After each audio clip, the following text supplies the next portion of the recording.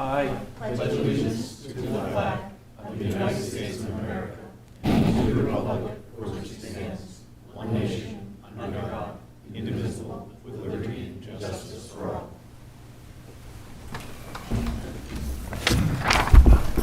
I'll start with some administrivia. The planning board voluntarily continues to offer remote participation. If any member of the planning board participates remotely, the vote shall be by roll call. To attend this meeting remotely using a computer or smartphone, point your browser to www.zoom.us.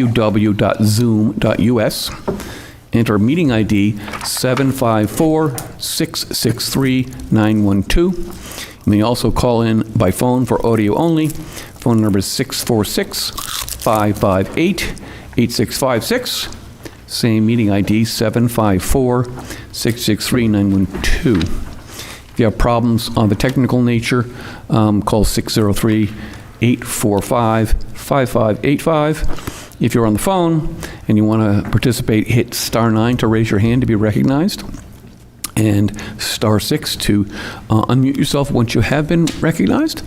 And if there is an alarm activation, please use the exit where you came in at the rear of the room, or the exit to my right to your left, which will unlock when the alarm sounds. I will now introduce the staff and members present tonight. To my far right, alternate Mr. Mousy, Mr. Appleton, Planning Director Ms. Robidoux. Good evening.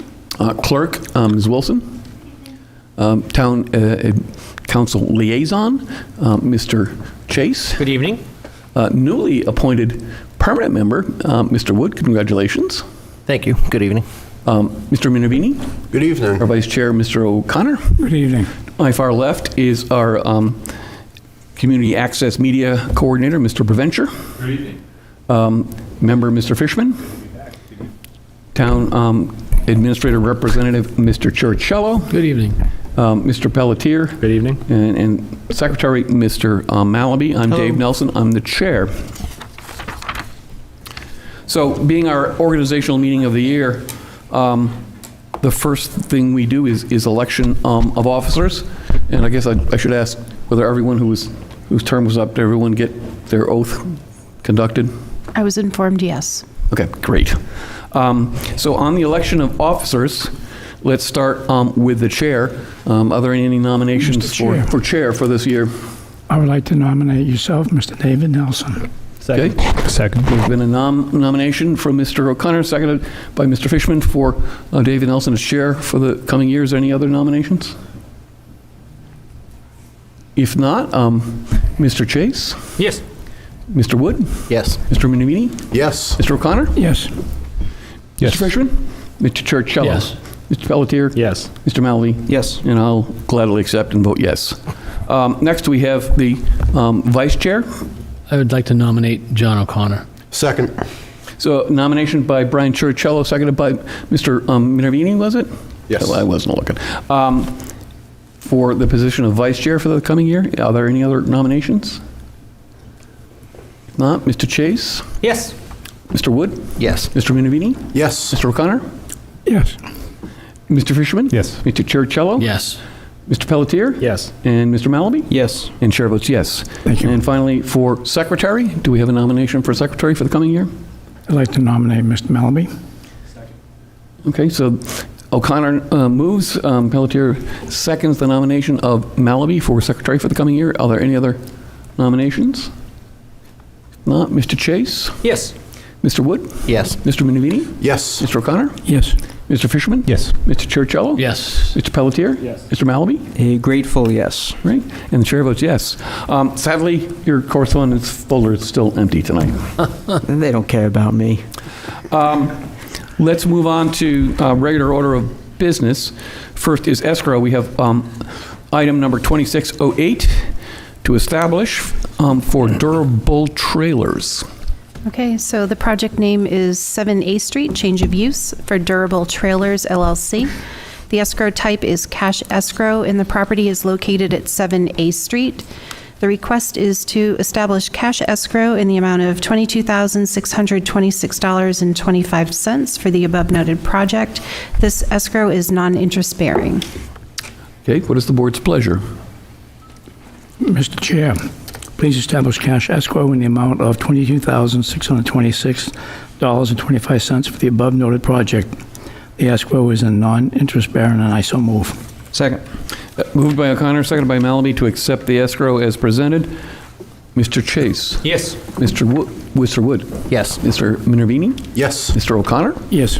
Mr. Fishman? Yes. Mr. Chiricello? Yes. Mr. Pelletier? Yes. Mr. Malaby? Yes. And the chair votes yes. Great.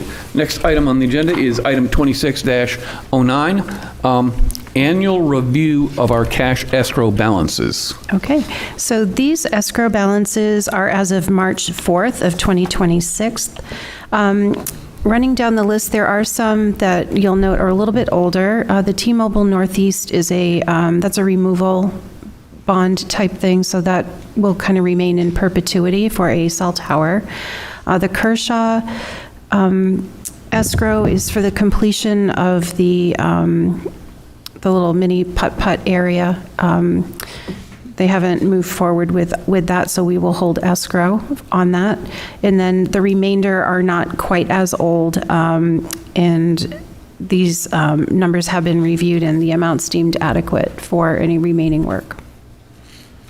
Okay, and I assume that all of these plans have met the criteria for active and substantial development, so they are not needing extensions. Correct. I know of Prime Storage, we looked at that one the other day. That one is just in June of this year, it will lose its vesting for any zoning changes that have happened, but they're all able to be developed as is. Okay, and so your recommendation is to find the escrows adequate? Yes. What is the board's pleasure on that? Mr. Chair, move to find the list of the open cash escrows are held in the amounts which provide adequate security for the proposed length of the project. The amounts listed above are in the ending principal and interest amounts as of March 4th, 2026, number 26-09, so I so move. Second. Moved by O'Connor, seconded by Malaby to find the escrow accounts sufficient. Mr. Chase? Yes. Mr. Wood? Yes. Mr. Minervini? Yes. Mr. O'Connor? Yes. Mr. Fishman? Yes. Mr. Chiricello? Yes. Pelletier? Yes. Mr. Malaby? Yes. Chair votes yes. And now we move on to minutes. We have before us approval of minutes for March 18th, 2026. Has anyone seen any errors or omissions? If not, what is the board's pleasure? Seeing nobody raise their hands, I move to accept as written, Mr. Chair. Second. Moved by O'Connor, seconded by Malaby to accept the minutes of March 18th as written. Mr. Chase? I will abstain. I was not present. Mr. Wood? Yes. Mr. Minervini? Yes. Mr. O'Connor? Yes. Mr. Fishman? I'll abstain. I was not present. Mr. Chiricello? Yes. Mr. Pelletier? Yes. Mr. Malaby? Yes. And the chair votes yes. Next item is annual review of non-public minutes. We don't have any. We released all of them Wow. last year, so nothing really to do on that, other than announce that we don't have any. Correspondence. Sadly, the correspondence file is empty, so. Womp womp. Womp womp. So we'll move on to other business. We have parcel ID 03129, parcel ID 03076, 8 Stark Road and 202 Rockingham Road. It is a voluntary merger. Okay, so Mr. Palmer owns two adjacent lots in common ownership. One fronts on Stark and the other fronts on Rockingham Road. The intent is to voluntarily merge the lots. 8 Stark Road is just over 10 acres, and currently there's a garlic farm on it. The lot is also slightly encumbered with a billboard easement, but that does not affect the merger. 202 Rockingham Road is a little less than an acre, and it's a triangle piece of land adjacent to the Rockingham Rail Trail. 202 Rockingham Road will be deleted and 8 Stark Road retained. These voluntary mergers are approved pursuant to RSA 674-39A, and we do not require a public hearing. So the recommendation would be to approve the voluntary merger. Okay, where's our minute maker here? So do we need to accept jurisdiction on this? No. No. All right, any questions? If not, what is the board's pleasure? Okay, Mr. Chair, move to approve the voluntary merger of 8 Stock Road and 202 Rockingham Road. The parcel to be retained is PID 03129, 8 Stock Road. The parcel to be deleted is PID 03076, 202 Rockingham Road. I so move. Okay, moved by O'Connor, seconded by Malamy to approve the voluntary merger. Mr. Chase? Yes. Mr. Wood? Yes. Mr. Minervini? Yes. Mr. O'Connor? Yes. Mr. Fishman? Yes. Mr. Chiricello? Yes. Mr. Pelletier? Yes. Mr. Malaby? Yes. Chair votes yes. We have annual review of board policy and procedures, and there were some items in our packet regarding that. We should review those. I don't know that we necessarily need to make a final decision tonight, especially if there are some things that maybe need some research. But maybe, Ms. Robita, would you please review the suggestions with us? Okay, I can. So no legislative changes have occurred that would require any updates at this time. When we were looking through what we have for language, under Section 5, Conduct of Meetings, there's manner of voting. We have been doing roll call votes on almost all votes. We don't necessarily have to do that, so I thought it might be a good idea for the board to kind of take a look at that and see when it's appropriate to do roll call. Always when we have a member attending virtually, then all votes are by roll call. But for things like, things that are like open a public hearing or they're not substantive, that could be appealable, we could probably do the ayes have it.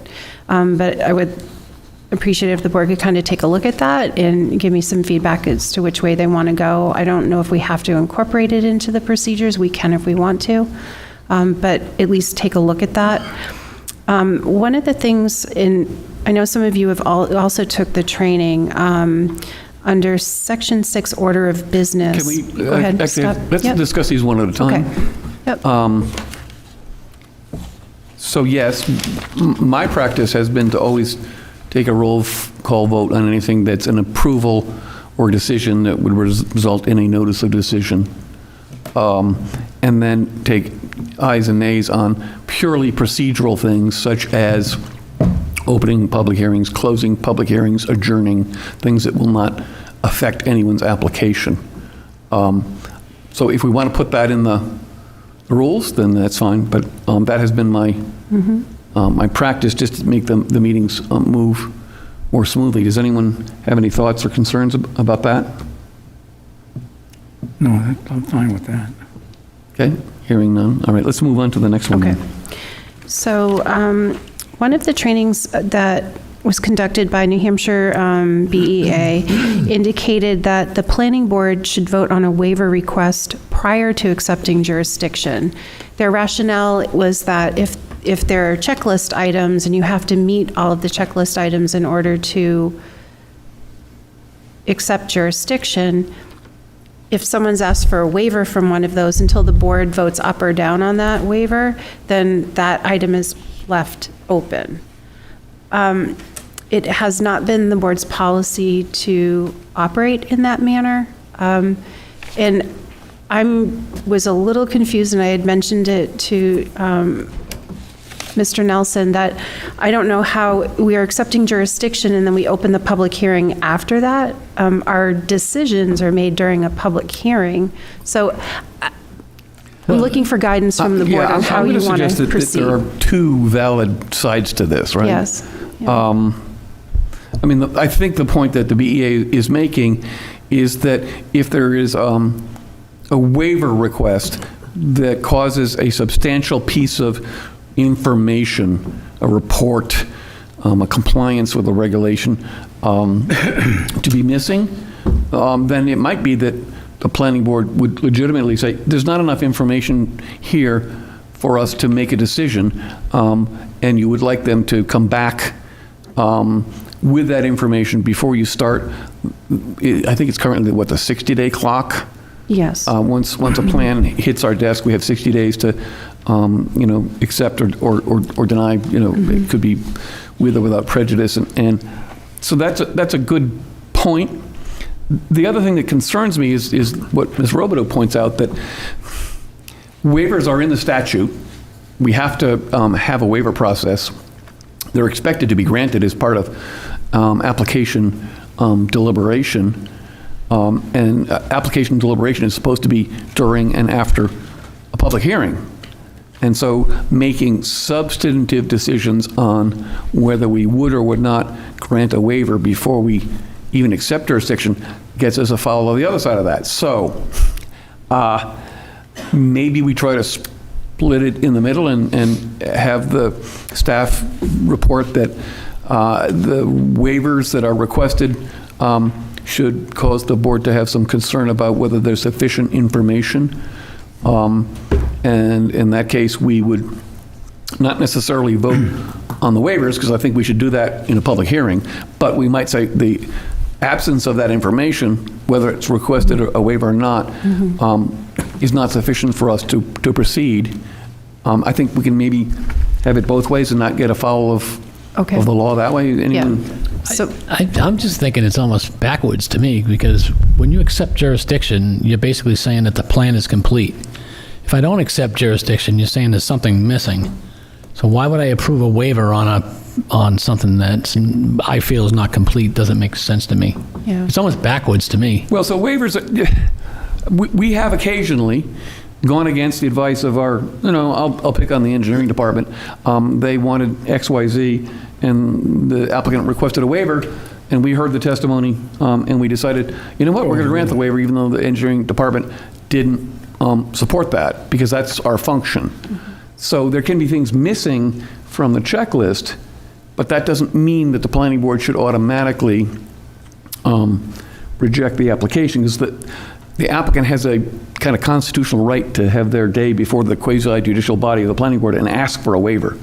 yeah, so And then once we take jurisdiction, as you mentioned, the clock starts, correct? yeah, it does. Yeah. So now, you've got to have everything, all your ducks in a row. That's why I'm thinking, when I heard that, it almost sounds like everything was backwards. Yeah, there. so I mean, for things, if we had a large traffic user come to town and they submitted a waiver request to the planning board to not submit a traffic report, I would definitely in my staff report say, I would recommend you find the application incomplete. They've asked for a waiver to not supply a traffic report. That's something you're really going to need to make an informed decision.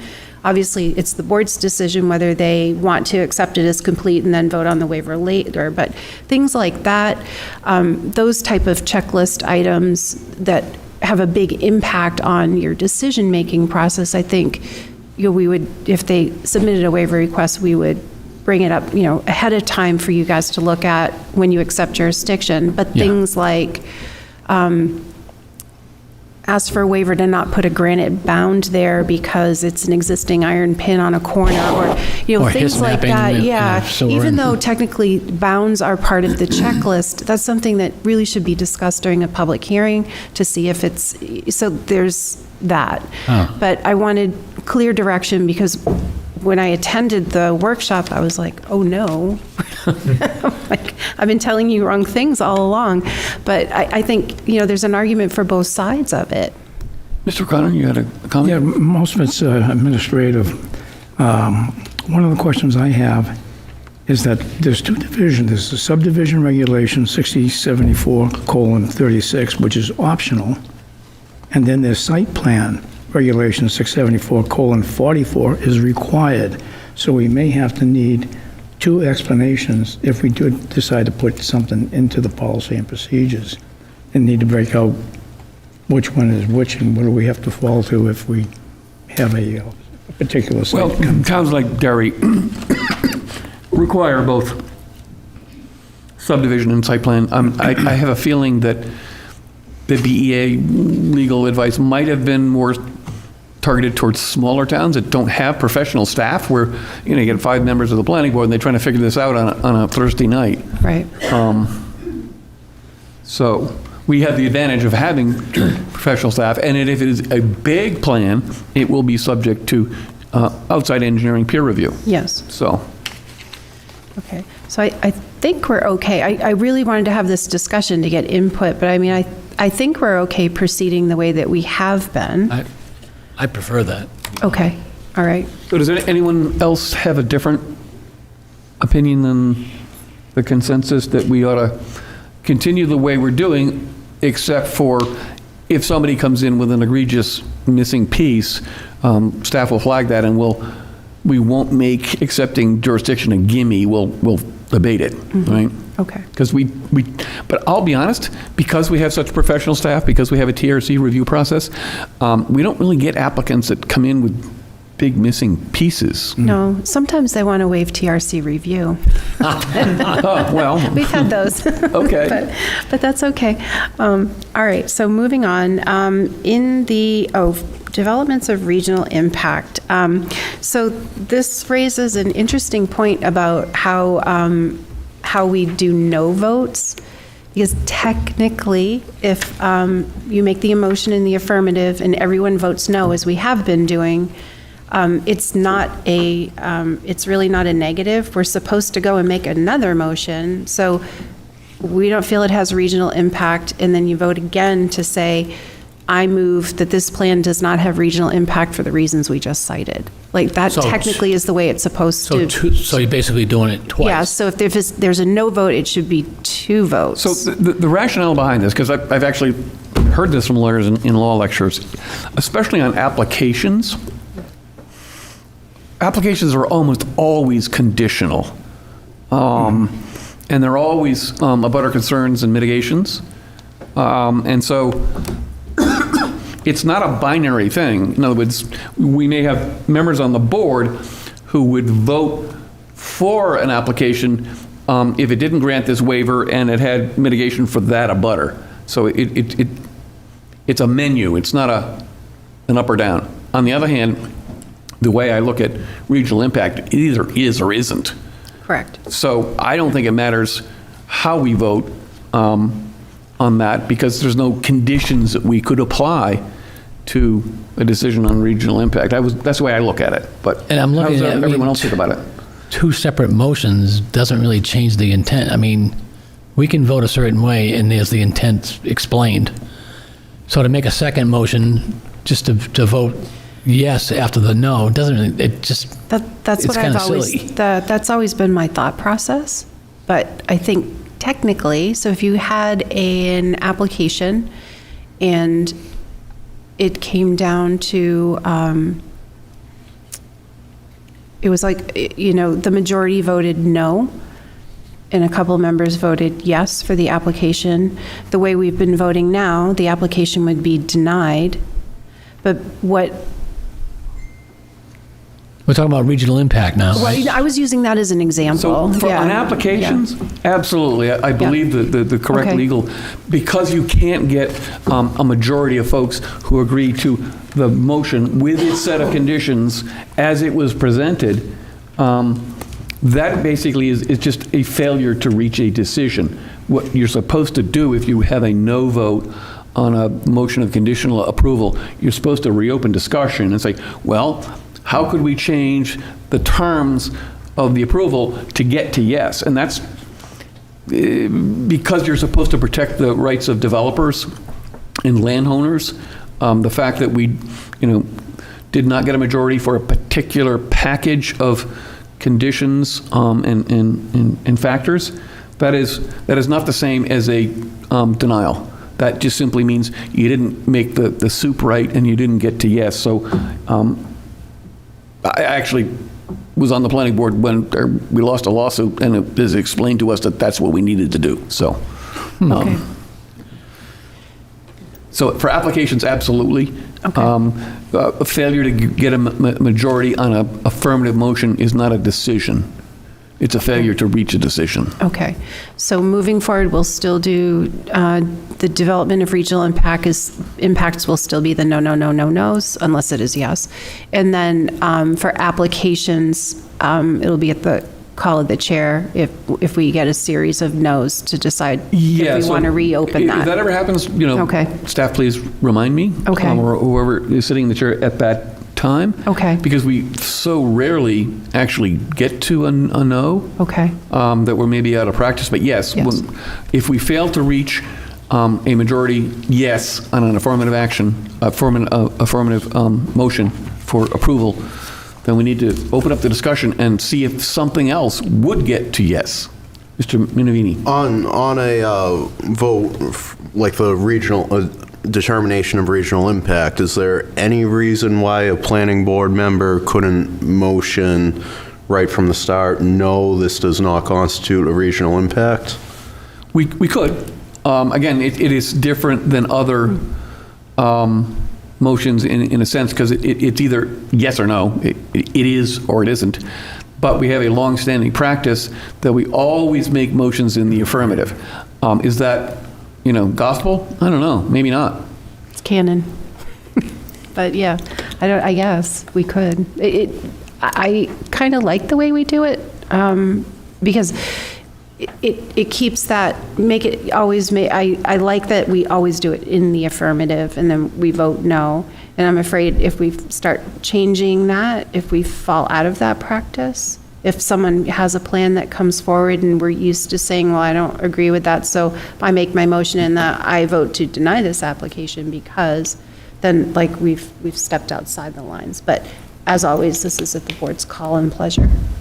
Yeah, and we're lucky we always have Mr. Chase sitting in that first seat, and he sets us off with, is it supposed to be yes or no? We just, A lot of pressure. yeah. We rely on your expertise, Mr. Chase. Yeah. That's why he makes the big money over there. Yeah. Okay. All right, so is everyone happy with that issue? We can move on to, Okay, and if nobody has any suggested changes for the policy and procedures, then we could vote at the next meeting to accept them, or to not change them, and just keep moving on with them. But if you do have some, please send them to me. all right, so yeah, I mean, we got the slide deck, so I think we ought to wait till next meeting to make a decision so that we have a chance to look at this. Okay, thank you very much. Okay, thank you. Okay, next is Planning Director and Chairman updates. So, what I thought I might do is just fill you in, because we don't have applications before us and there can't be any prejudging of applications, but I would like to let you know what staff is working on behind the scenes. I can let you know in a generic sense what we've been working on for technical reviews since the beginning of the year. It was pretty quiet in January and February.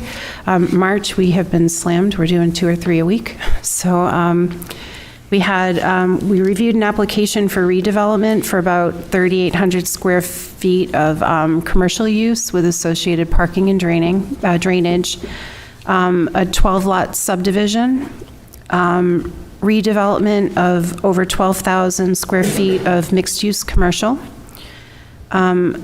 We did review a site plan amendment involving 3,000 square feet of commercial use, but the applicant decided they weren't going to move forward with that. So that won't be coming to the planning board. There was another 2-lot subdivision, and then most recently we reviewed a new site plan for light industrial for about 20,000 square feet of new use with associated parking and drainage.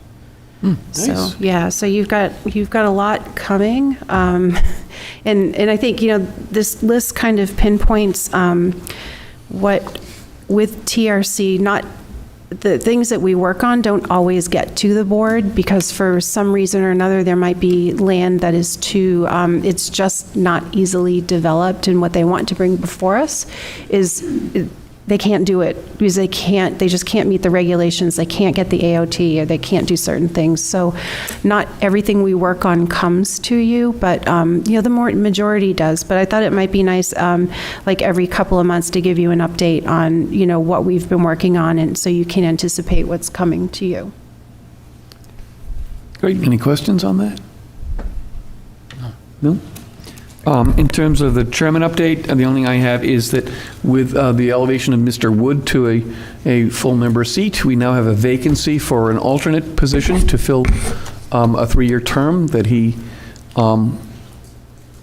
was expiring in March 31st. So again, if you think we're having fun here, or you'd like to help your community, and invite you to go to the town's website and fill in an application, because we can get you added to our rank of alternates. All right, next is a workshop to discuss goals, procedures, and policy, although we kind of discussed that, and to set priority for future board actions. So I think a couple meetings ago, I had asked if the board members had any goals that they were kind of wanting to put forward, because this is a good meeting to set those priorities. But I did want to note that as we've been looking at applications and how they conform to our zoning and our land development control regulations, there's some things that have come up that have been a little quirky. The code enforcement officer and I, we meet daily, sometimes 2 or 3 times a day, and we've been struggling with some things in the zoning ordinance, or things have come up and we're like, oh, this doesn't really make sense. Anyone who's been in my office knows that I have a big whiteboard behind my desk and is completely covered with things. And every time something comes up, I put it on the whiteboard. So there's an ongoing to-do list of things that we could look at. So what I came up with, I sat down with Carrie Owen, our code enforcement officer, and we kind of looked through. There were some things that the chair and I had talked about, over the last few months, and then Carrie and I had looked through the list on the board and things that had come up. So what I'm presenting to you is kind of a list of things that I would like the board to consider, and if you would agree, we can get them on a list and maybe prioritize them. And we are working on the CBD amendments. With regard to medium density and low medium density residential, over the last 10 years, water has been extended to areas that previously didn't have it. And those lots with that particular zoning were designated with minimum lot areas so we could accommodate septics and wells. Now that water is available to those areas, it might make sense to kind of look at maybe relaxing that area requirement, not necessarily frontage or any of that, but like the area requirement or the minimum lot area. And it would, where we have the municipal water available, we can, kind of relax that radius that we might have needed, and it would also allow for a little bit more density, but not too much density in these areas. So I would ask if the board would maybe consider that. I think it's a good thing to review as we add infrastructure. I was always under the impression that sewer or subsurface, private septic was the kind of controlling factor for density, because yes, there is a protective radius around the well, but that's fairly easy to meet, easier than the private septic system design. So I think it would be good to review that. Okay. I agree. I don't know that the water alone will necessarily make a big difference, but we ought to have that data in front of us, I think. Does anyone all feel differently or agree? No, I think we have to, because if you're in a particular zone and now you have water and sewer, as Dave mentioned, water and sewer typically meant you could build on, I don't know what it was, 10,000 square feet. Yeah. Because you Certain have zones, water and sewer. But if you're in a zone that has water and sewer now, but the zone itself requires X amount of land, but you've got water and sewer, so now you've got competing areas of that they don't make sense together. Beyond that, I don't know. We were tracking this in the last legislative session. There was a bill that would limit the ability of towns to have, more than 2 acres? Everything was going to be a maximum of one, like, it was 1 acre zoning. Yeah, I don't think I don't think that's going anywhere. No, it didn't, but But that was on basically, there, it said everything was going to be just, soils, septic and soils. So that could come back, and having done this review would probably put us in a good proactive position. Yeah. I'd rather see non-conflicting areas. So if we do review it, we'll pick up on those. Now, was there some survey of this already in process? Somewhat in process, I'm sorry? Was there a study already in process? I thought I heard maybe it was in the capital plan discussion, I don't know, or maybe I dreamt it. Yeah, I think, I'm trying to remember where I know that we were looking at density stuff, like, I think that's part of our master plan thing. But I know water and sewer is being extended to areas that we didn't think we would get it in like the next 20 years, and they have it now. So, and, some developers are extending water. You were part of that Southern New Hampshire water project. Yeah. So, Oh, that's what I was thinking. yeah, the Southern New Yes. Hampshire water project. So there's those, I think we really need to just look at it.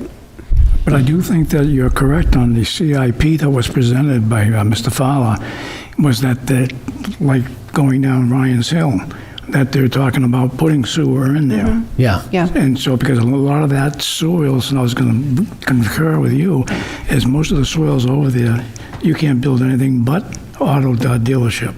But if you can correct it and put septic in there, that means that land opens up, and same thing with East Derry. A lot of the soils there are, you need 3 acres Yeah. to justify So a septic. how would we do this? Is this something that can be done in-house with engineering, or do we need to hire a consultant? We can do it in-house. We can take a look at, Doug Rathburn should have stuff on IT, aware of all that stuff. Of course, I notice the engineering department rep is not here while we're making that yeah, commitment, but that's okay. We can take a look at our existing areas that are zoned MDR and LMDR. We can look at where water and sewer either has expanded or is proposed to be expanded within the next 5 or 6 years. Yeah. And we can take a look at that and see what we have available for land, and that can help the board make a better informed decision on that. Yeah. Yeah, because I know that's been a long town goal for Ryan's Hill, is to increase the marketability of those properties more commercially, so the town can kind of bring in more overall value. As someone mentioned, the car lots, there's not a lot of value there. But if you bring water and sewer, now you can do different things on that hill. It's just another area of town that they can potentially be built commercially that will bring overall value to the town. So I think Mike Fowler mentioned last year we brought in $50 million worth of overall town value, We did. which really helped the tax rate. And I think this year he's got another 50,000. We're going to need that because I know I'm going off on a tangent here, but come December, there's going to be a big tax bill increase coming up. And so the biggest tool that the town has is to bring in development to offset some of that, to kind of put into the overall value of the town. So if we do look at these areas that have the water and sewer, then we can make some decisions like Ryan's Hill and say, all right, we want to do this, bigger densities and all that. So. Okay. So I will reiterate, I think I said, a long time ago when we first convened last year, alternates who are not sitting to vote are able and encouraged to participate in these kinds of discussions. So if you have questions or you have ideas, go ahead and chime in. Otherwise, I might end up, picking on you. Anyone? Bueller. So are we done with We're done with that one. that one? Yep. Okay, let's move on to the next. So we have been talking for a little bit about creating our non-normative workforce housing index. We're supposed to have a workforce housing ordinance. We support all of the things in the RSA that speak to workforce housing, the types of housing we allow and where we allow it, and the densities that we allow it. But it's scattered throughout our zoning ordinance, so that all kind of needs to be pulled together and put in, and have an index somewhere so that people can look at it and see that we do conform. So that's something that really should be done this year. And that's something that staff can work on and just bring to the board, but I just wanted to make sure that the board was in agreement with that goal. I'm seeing heads It's nod. non-normative because we don't want to actually change, inadvertently change the zoning. Would this actually be part of the ordinance? I mean, we can figure that out when we get there. Yeah, I guess yeah, I'm saying, does it have to go to the town council? If we add it to the ordinance, it would have to go to town council because it would be in addition to one of the articles and it would Right. be a subsection. But is that what we were thinking at this point? I'm not quite sure. I'd maybe pull all the information together and see how we could, or Okay. where we would insert it. And I don't know that it would, I don't know that we want to have it as an appendix, but I think maybe when we pull all the data together and bring it to the board, we can maybe discuss where we think it best fits. I mean, my only thought was that the description of non-normative Yeah. as being part of an ordinance is sort of an oxymoron. But- Right. So we have to figure that out. But Okay. It could be that it's just an insert that we put in our ordinance at the beginning or something, after the table of contents. so everyone clear on what we're doing here, rather than doing a massive edit of the zoning ordinance and pulling all the pieces that have to do with the workforce housing out of the districts in which they exist and putting them in one article. We're making an index that points to all the pieces so that if you're interested in workforce housing, you can find them all. Right? Okay, all right, so I'll work on that. And these are just other things that came up. Update the language regarding the ground and roof solar. I think I'd mentioned when we did the Abbott Court, when we had the Abbott Court discussion a little bit ago, we don't talk about how we regulate rooftop, so maybe we want to look at that. Update the time limit on the non-conforming use provision. Right now, we have language that says if the use lapses, you have a year to put a similar exact same type use in. There are, I don't know that it needs to be a whole year for that, and maybe we decrease that. Isn't there some case law on this, though? I can look into that. I wasn't aware of any, but I'll double check. Okay.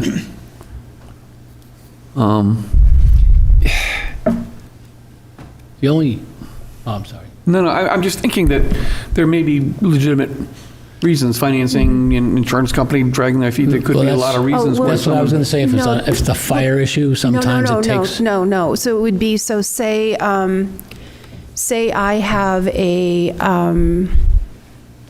I have an ice cream parlor and it's in a residential zone. Yep. I'm making this up. It's not a permitted use in the residential district, but Right. there's been an ice cream parlor there for 20 years. Well, Rosie's Ice Cream Parlor closed. And then on month 13, Sean's Ice Cream Parlor wants to come in. It's past 12 months, so Sean can't come in. But if Sean comes in at 11 months and the 30th day, Sean can open the ice cream parlor in In the non-conforming a zone? non-conforming zone. And that's what I'm saying, is I think that having that year to bring back, we remove uses from districts for reasons, and I don't think we want to promote nonconformity. So I'm asking that maybe we consider tightening up that window where you would allow a nonconforming use to go back in. I was following the same lines as the chairman, thinking if you're at the ice cream shop and it burns, Oh, that's different. right? And you're in a That's different. non-conforming and you have 6 months to rebuild, but there's a fire and they're investigating and insurance Right. takes forever. Yeah. They Or should- supposing you are retiring, right? Because many people who own small sole proprietor businesses, the only way they can retire is to sell their business, not necessarily just the land and building, but sell the business with its customer base and whatnot. I'm just concerned that there might be legal concerns with confiscation of the value of the business and the inability of the owner to have a reasonable time to sell the business in order to, realize their retirement. So, yeah, I think we need to look at those Yep. things as well, not just We a can. fire, but Right. hey, I've had it on the Yeah. market. Yeah. It takes me a year to Yeah. find a new buyer. Yeah. But it's actively on the market. Yeah, the fire one is its own separate, has its own separate language and conditions that are attached to that. So if there's like a major, act of God or something that happens with or a fire on a property. That has its own separate section. Okay. I'm talking about the abandoned uses and then the ability for someone to come back in with a use that we didn't want in the zone within that 12 I think months. it's almost very fact-specific, because if there's a fire, there's probably one set of conditions. If there's a retirement and it's actively on the market with a commercial real estate agent to sell the business, that's another one. If the owner has died and none of the heirs are interested in the business, then it's more of an abandonment. So I think it's, Or if they died and it's in probate and it gets hung up in probate. yeah, I think it's very fact-specific as to, what would be fair. All right, we'll look at it, but, okay. We've talked off and on about adding tiny home ordinances, and I'm just going to kind of, because I don't want to take up the whole night for this. Yeah, go ahead. I have a suggestion, if I could. Liz, can you find out who's doing tiny houses right now? What towns are doing it? And maybe we do a small field trip and take a look and see what's being done? We can do that. Okay. But not in the winter. I don't want to do it in the winter. The weather has to be nice before we take the field trip. All right. No winter trips. Okay, so no December 12th? Because I don't know if I heard Dover's doing something, We're going to go to Berlin? or I don't know. There are some towns. that- Dover had a project that we did hear about, cottages, right? yes. So it would be nice to actually take a field trip to see them. So, yeah, that's the cottage court design, which is, honestly, that's something I would really like the board to consider. I Set think us up. there's merit in that. Do we still have the town As long bus? as we don't call it cluster development, it's probably okay. That's very true. And actually, Dartmouth is doing it right now for their employees. Yeah, I saw that. This started out for the benefit of employees, and I think then it grew some legs and expanded. Yeah, Also for veterans, yes, they're doing this for veterans too. yes. I visited the tiny homes for the veterans. Yeah. I was in Kansas as a state rep, and it's growing in leaps and bounds. Nice. We can look at some other places that are doing it right. Okay. And then, so Carrie Owen had asked me to look at requirements for travel trailers and temporary storage. So what's your definition of travel trailer?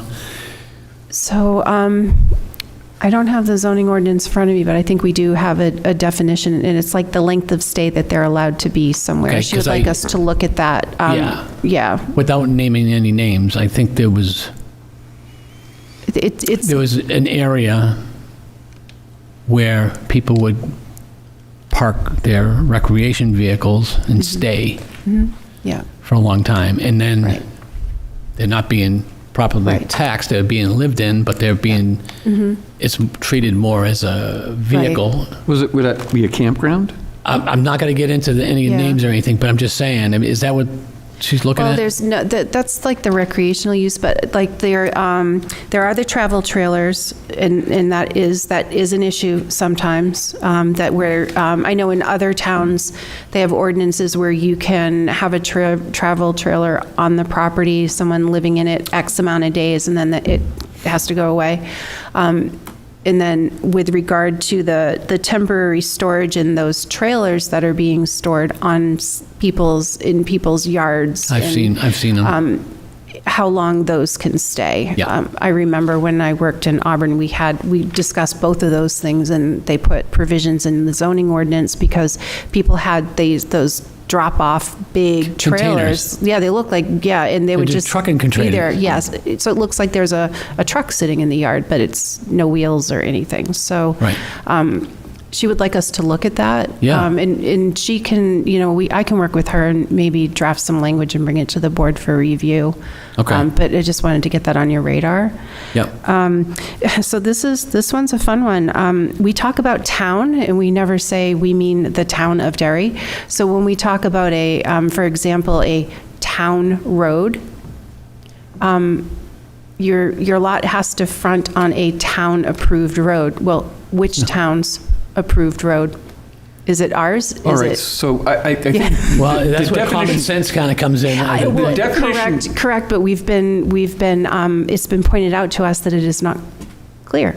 So the definition of town is clear in state statute that governs municipal forms of government, right? So I think I know what you're referring to, where could it be an abutting town approved road? Exactly. So if you have, maybe you have a lot that has, maybe it has land in Derry, but the public street is actually in an abutting town. If someone comes to pull a permit with us, we say you can't have a permit because you don't front on a Derry Class 5 road. So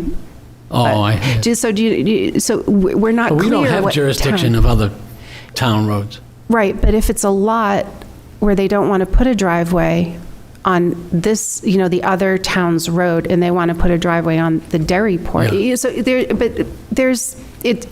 You're just cleaning it up. You're just cleaning it it's up. become an issue, and So it should be for think clarity. we need to look at the underlying Yeah. reason for that restriction, and I suspect it has to do with the provision of reasonable access for visitors and the people who live there, and fire and other emergency services.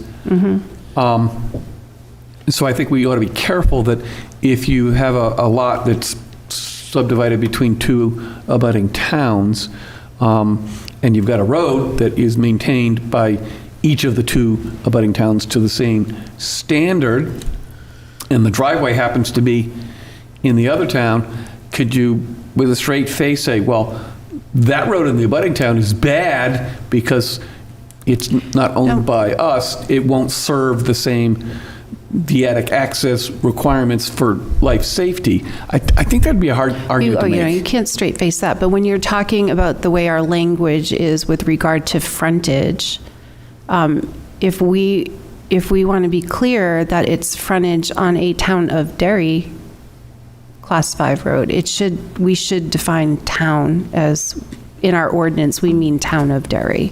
Yeah, I think generally that's true. In that case, we'd have to look at the details, but Yeah. requiring the frontage or the driveway to be on the Derry section of the road before it hits the town line to the other section of the road, that seems a little, Yeah. There's Picky. more, but it's just, for tonight's purposes, I just want to Yeah. point out that we say town, and we don't say, Town we of mean Derry. town of Derry. Yeah, that's fine. Yeah, that's all. Can I, I was going to ask for one other thing, if possible.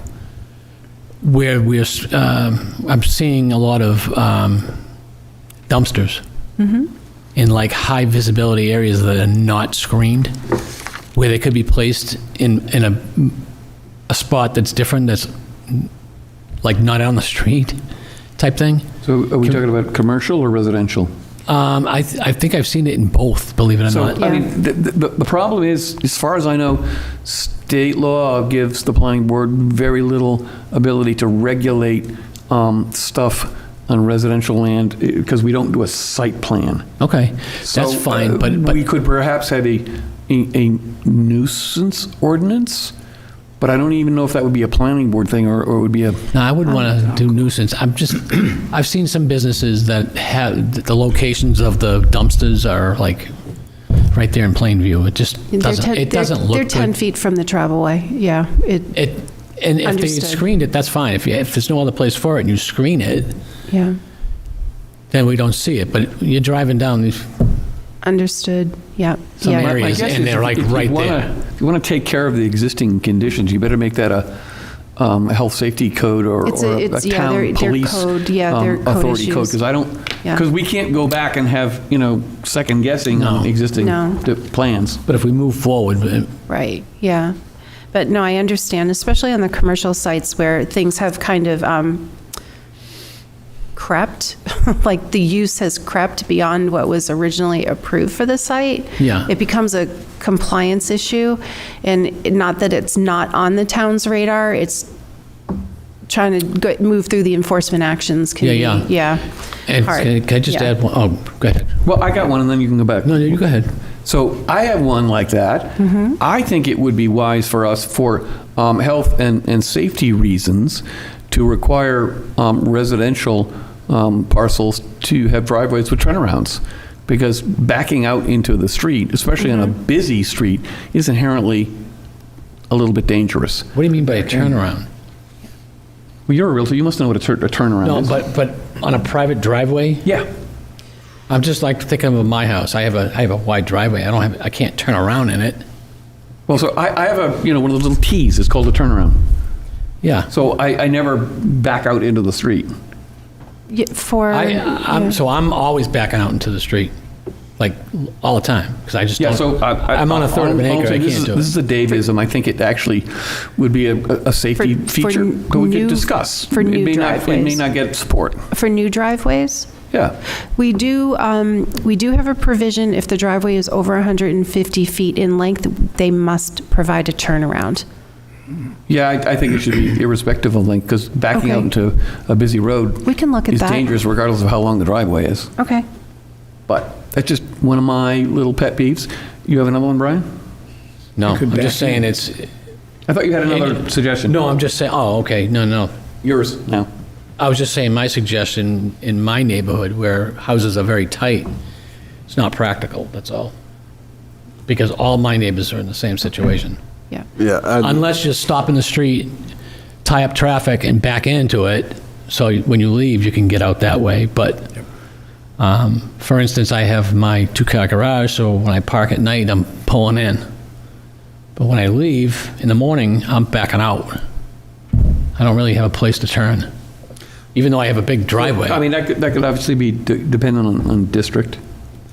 I mean, I have a 1 1/4 acre lot in a 3 acre zone, so I have no excuse not to have one.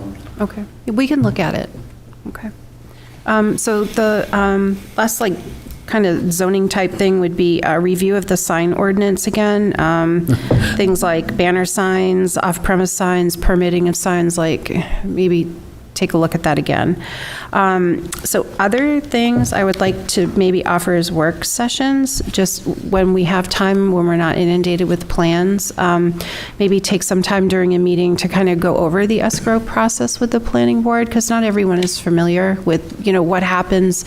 We get the sheets at the beginning and, so what is it? Like, what do we do with it? And what happens on the back end of that? And I also would like permission to start adding to the actual suggested motion, like precedent and subsequent. Yeah. So conditions precedent are all of those conditions that have to be met before the board can actually sign the plan. So establishing escrow, getting all the waivers on the plan, certifying the bounds are set, like those types of things. There are conditions that are subsequent, such as subject to inspection by the town's engineer, recording of deeds and give us a copy of that, or sometimes it's there's other things that can happen after you approve the plan, but we still need you to do it. So make sure you erect the fence, like when you're under construction, we said we want a fence here. They'll show it on the plan, but we want to make sure it actually gets done, so that would be a condition subsequent, things like that. So I would like to be able to start doing that. And then if you disagree with what has been the suggestion, you think it should be a before rather than an after, or an after rather than a before, we could talk about that during deliberation. Yeah, like plantings Yeah, of arborvitae trees or whatnot. Right? yeah. That's yeah. something that. Yeah, yep, exactly. Okay, we can do that. And then long-term goal, kind of revamp the zoning ordinance. It is huge and it's clunky, and it's not easy for the average person to navigate if you don't do this for a living. We made a really good start with the creation of those quick reference guides that Nick did for us last year. Things like that in a zoning ordinance make it easy for people to understand what the requirements are in the district. So we'd like to do more of that. I know, but people are going to look at me like I'm strange, but have we taken maybe pieces of the ordinance and asking AI for certain suggestions? No. No, we have not. Okay. Yeah. And then the other thing was just kind of walk you guys through someday, like the TRC process, like how it starts, what we do, what we're looking for, because so much work gets done ahead of time before you see the plan, and, you know, kind of maybe give you some examples of what first comes through the door and then what you see, because a lot of times the end result is very different. And then also, it used to be, back in the day, that when you got your planning board packets, you would have all the TRC notes included in the packet. When I took this position, I kind of stopped doing that, because in the staff reports, anything that hadn't been addressed at the TRC level that was included, you know, I would make sure it was included and noted in the staff report so that you were aware this is still an ongoing concern, this is an issue, you guys should talk about this. What was happening, what I observed was that previously, with the inclusion of the TRC notes in the packets, people would read them, so thank you for doing that, but things that had already been addressed were being brought up during the public hearing. They weren't an issue anymore, and it wasn't an efficient use of the board's time and resources, so I stopped doing that. But if it's something that you really want to see with your packets, you know, we can absolutely do that again. You know, I don't like making arbitrary decisions like that, but there was a lot of thought behind why I did. Maybe the Change the TRC process. notes could go to the chair and the vice chair. Okay. You know what I'm saying? And then if there's something there that, because I mean, we all appreciate TRC helps us get to where our decision is. They kind of, you know, it's streamlined and all the questions are asked up at that point, you know, all the safety questions and everything. So it makes our job a lot easier. But it is nice to see what they're looking at, town officials, you know. Okay. So if you But would, maybe the chair and the vice chair should get a copy just so they have them. And they can peruse them and, Yeah, and then it would be in our packet, and if somebody had a question about, well, how did that go? We'll have the material here. But I think I support the planning director's thought that completely resolved issues, we don't need to relitigate. So it's probably the exceptional situation, which we've only had a few times when an applicant didn't agree with the TRC and wanted to come to the board for their day in court. right. And we would, yeah. And therefore, we might need more background. Right, and we would definitely, in a case like that, absolutely make sure that you had that backup so you could see what the discussion was. And the TRC, although they're not as exhaustive as your minutes, Caroline does an amazing job of making sure that everything's captured. And in those TRC notes, each department provides written comments that are shared with the applicant during those meetings, and all of those written comments are also included in the TRC notes, so it's a pretty exhaustive list of things that they need to do. I have a question for you. Yeah. Are the TRC notes, do they fall under 91A? They do not. TRC is a meeting of staff, and the purpose of TRC is to help the developer understand the regulations and help them navigate some of the hurdles that they might encounter with the regulations. but if we were to give them to the chair and the vice chair, would they then become? If they are included in your planning board packets, they are subject to right to know, because that is A majority, or just the two, if we just did the two? Yeah, no, we can't send them to the whole, we wouldn't send them to the whole No, board. if we send it yeah. to two, then it's still Yeah. covered, right? It's not disclosed for 91A. Yeah, but Okay. I want to be clear, TRC it's a staff, it's not a meeting. Yeah, it's not a Of meeting. a public body. It's right. staff meeting, so think it's not that's subject that fine, way. as long Yeah. as the TRC is helping Yes, the applicant prepare their application and figure out all the things they need to comply with. exactly, yep. It is my understanding that maybe in the past, the TRC has said, well, if you don't give me this that I want, I'm not going to sign the plan, and you can't go to the board. Oh. And that's a decision. No, that, yeah. And if that's- no. decisions are being made in a committee, then I think it's 91A subject. Yeah, yeah, Bev's got a question.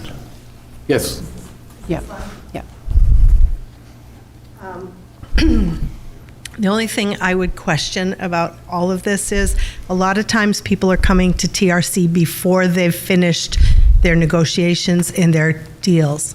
And so a lot of times those things should never be known outside of that TRC group. So if there's some way to maybe, I don't know, protect that stuff, I guess I'd have to have an example, because by the time they I'll come give- to the planning board with an application for a public hearing, So Tupelo is a good example. We were working with Tupelo well before Mr. Hayward closed on that property, and we were Yeah, navigating but- the site plan, and he wanted that kept confidential before it came public. We did the same thing with the Grindhouse. so But this it is- seems to me that once it comes to the planning Planning board, board. the Oh, it's application public. It's public. is a public hearing, Yeah. then there is no more secret sauce. No. But if the practice is that the TRC notes only come to one or two board members at the time of our meeting where we hold the hearing, Yeah. then That it's at the should be a point where problem. it becomes somewhat in the public domain, right? Okay. So But this one- I'm just going to caution, sometimes there's more than one TRC.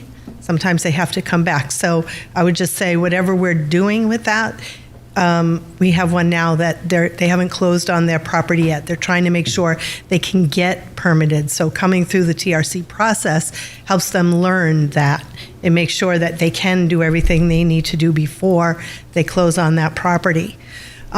In this case, they don't need to come back for a second TRC, but if they did, and the notes had already been disseminated, that could become an issue. Well, And we- my understanding is that Not coming to- they have to go through all the TRCs before they get to can the planning, get right. scheduled to come to the board, and the notes would only come to board members at the meeting. Right. Okay. So we're not going to get them in advance. Right. Okay. right. That's fine. Okay. Just want to make sure we avoid unintended consequences. Because we Okay. have had things in the past where word gets out before the Okay. time.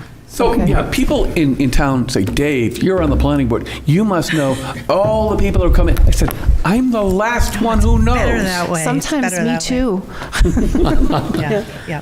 Well, let me ask a Sorry, question thank you. on the TRC. In addition to the TRC, unless we define what it is, I'll use Randy as an example. I believe he's also on the highway department. And a lot of those, couple times over the years, have been controversial. Yeah, There's some yeah.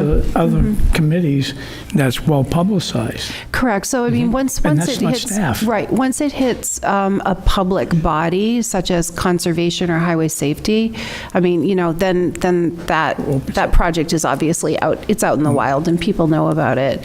But up until to Bev's point, if they're not ready to pull the trigger publicly, they may work through TRC and wait and get through all of their closings and things, and then go to conservation or highway safety, and then come to planning board. Yeah, so Yeah. I would be happy with, if Mr. O'Connor and I had a folder with TRC notes in it, if we needed to refer to it, that we didn't get it in the electronic package, we just get it handed to us the night of, and if we need to refer to it. Yeah. So that there's no pre-notice Right. before the public hearing. Mhm, yeah, and our TRC stuff all goes into the planning board packet once the planning board application is filed.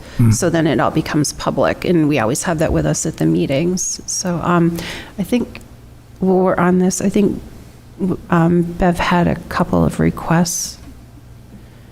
Oh, If you yes. wanted to entertain that. Mhm. Sure. Please come give us your suggestions.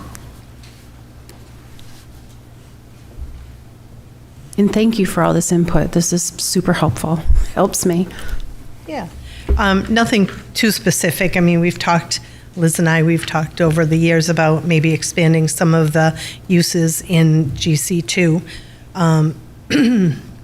We've had several properties that have been for sale for 15 years or more, but the uses just aren't matching what the investing public would care to do there.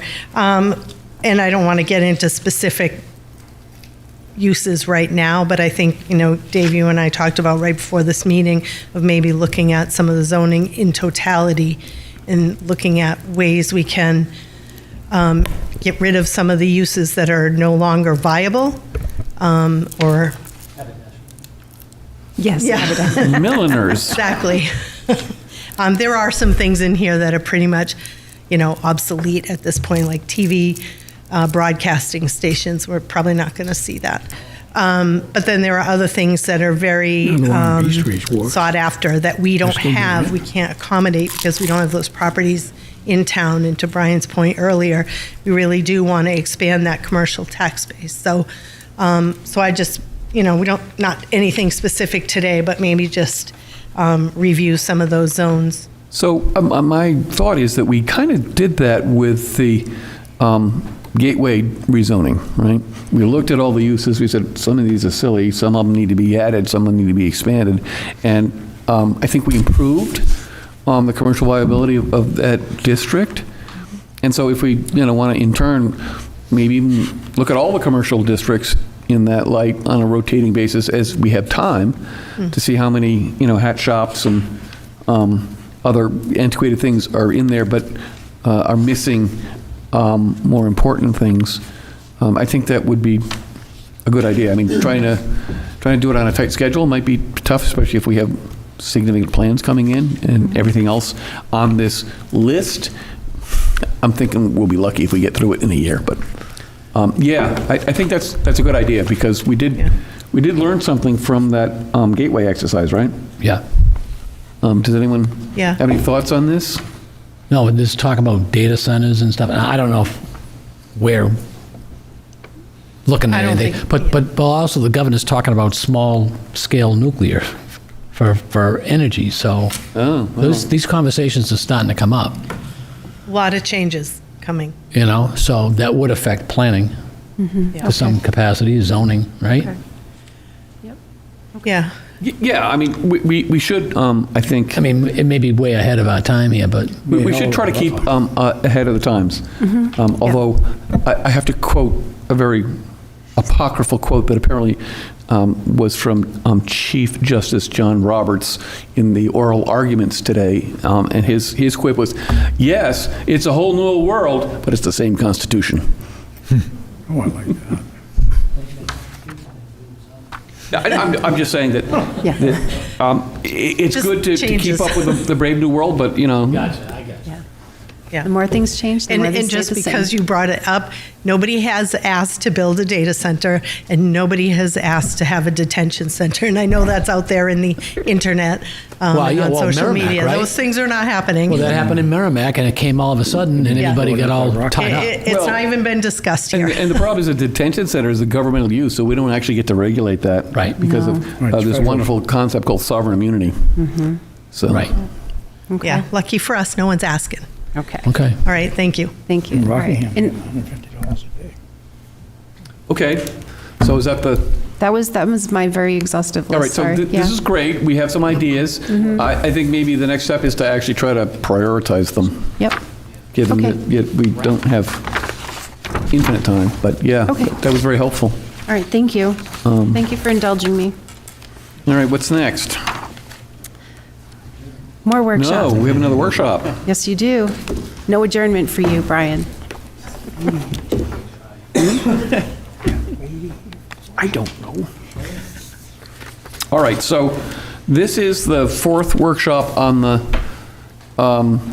CBD revision. We did a district walk, and we had, I think, the third workshop, we discussed in general how we would address some of the issues that came up, and then three of us got homework that we eventually submitted, and I believe that's in the package tonight. So I think is. maybe what we ought to do is review everyone's contributions and see which ones stick to the wall, which ones don't, what we think about that. Is that a good?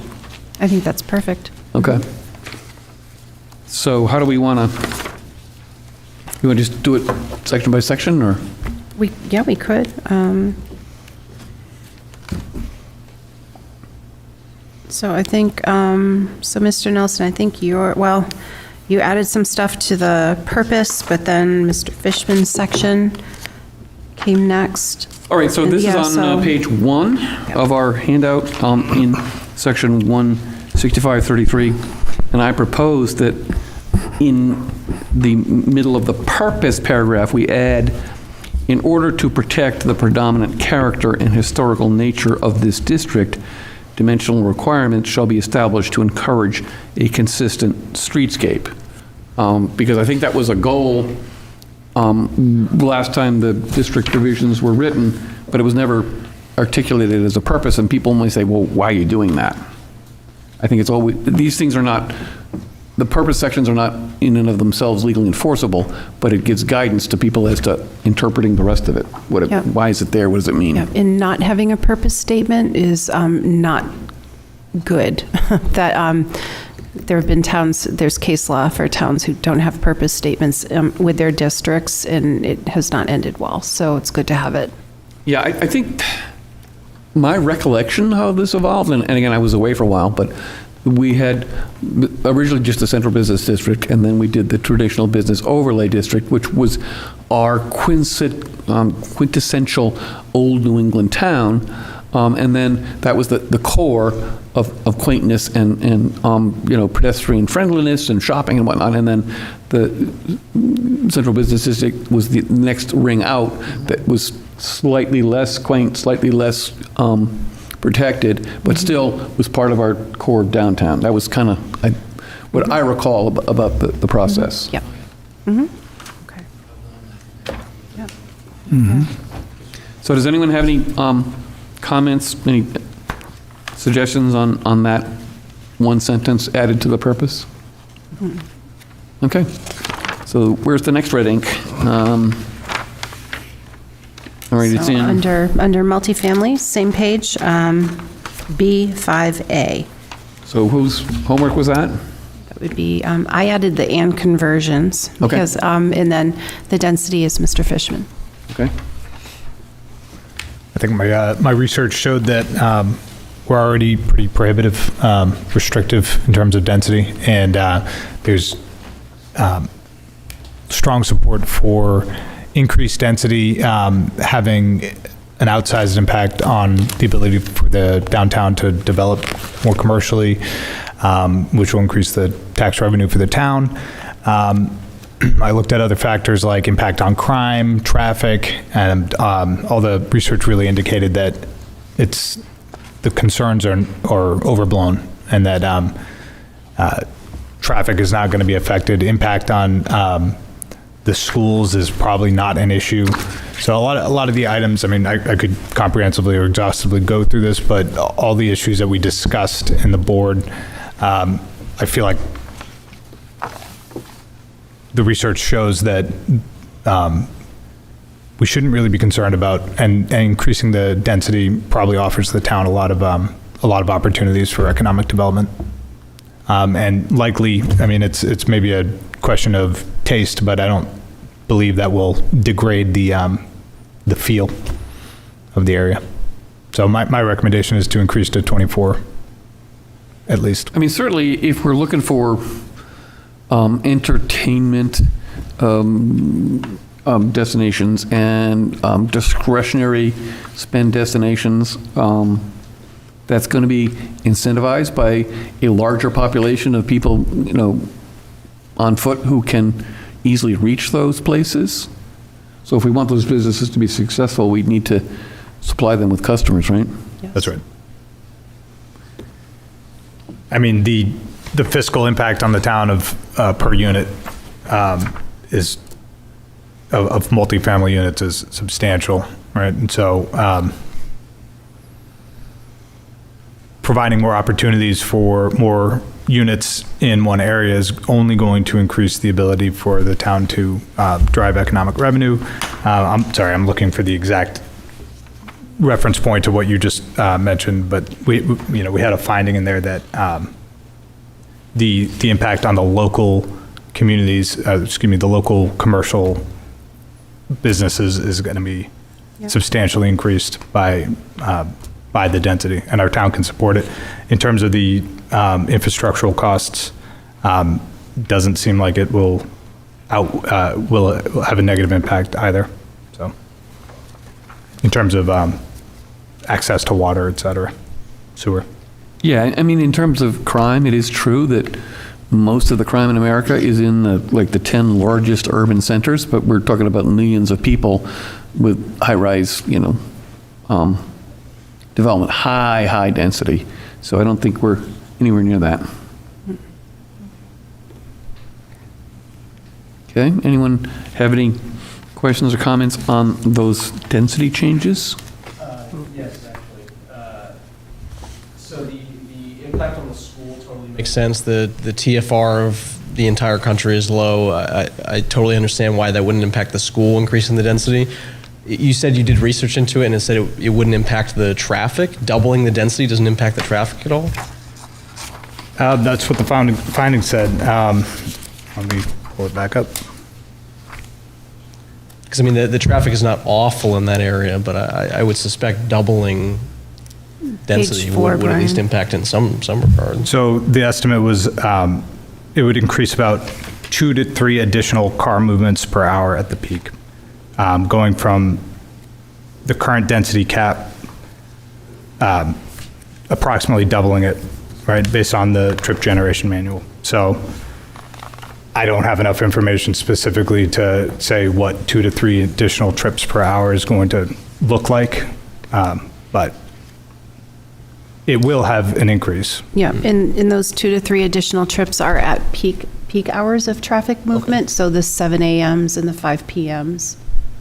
So you're just adding like 2 to 3 more cars in that time period. Yeah, that makes sense, definitely. I mean, something else that came up during this, which I couldn't find a way to substantiate, so I didn't include it, but, and, this is to an earlier comment about looking into the future, but modes of transportation may be changing. Certainly things like ride shares and whatnot, but if autonomous driving, we're having national discussions right now on AV frameworks for autonomous vehicles. So 10 years from now, it might be a totally different discussion. Yeah, that totally answers the question. That makes sense. It's going to increase it, but not substantially, so. Okay, so our next red ink is on the next page, where we're talking about minimum size of units and percentage of non-residential use. Who was that? I think that's also Brian, for the size of the units.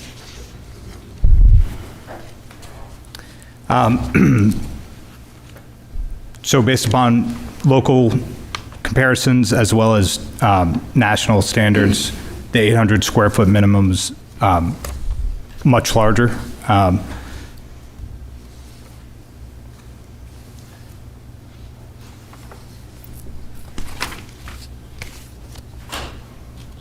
The affordability aspect, I think, was the most compelling argument. While going to a smaller unit does tend to have a higher price per square foot for development and rental, the overall median rent of an 800 square foot unit is above the median affordability limit for New Hampshire. Affordability limit being 30% of annual income. So allowing for smaller units will allow developers to serve a market where income is limited, and it'll provide more people places to affordably live.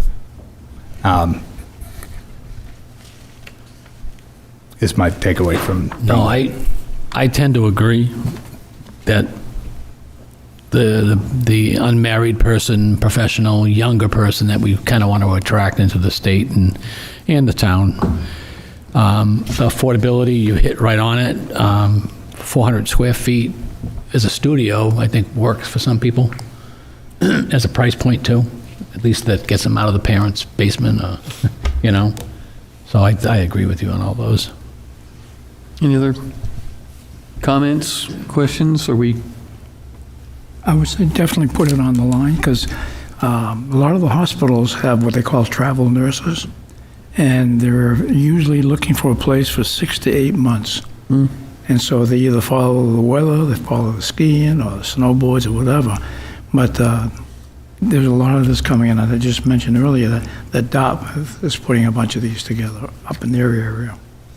So I think it's something we ought to take a look at, especially with Parkland being our #1 employee. Actually, Dartmouth is doing something pretty exciting. They're actually building their own housing as a way to bring in staff. When they're understaffed, Yeah. housing's the #1 reason why people can't afford to, you know what I'm saying? So if they build their own houses, then now they can, now Dartmouth Hospital can control the rents. And Yes. that's adding free And keep them low childcare. as part of the benefit package. That's Yeah. smart. That's smart planning on their side. You know, Yeah. I know there was some discussion in like Rockingham County where you're in the middle of, you're in Brentwood and you can't find nursing and you can't find LNAs. And they have all kinds of open fields. And some of the discussion is maybe that's something to look at. Now, I don't know if they've continued that discussion, but that's been talked about as one way of bringing workers in. So, especially younger workers, because New Hampshire's the second oldest in the nation, so we need to find replacement workers critically. So I'd like to get everyone's kind of at least nodding yes or no on this, because I think that whenever we propose increasing density, that's something that attracts a lot of comments from the public, and we may need to defend that when we get to public hearings on this. So can we kind of go down the line? Is everyone comfortable with this, or?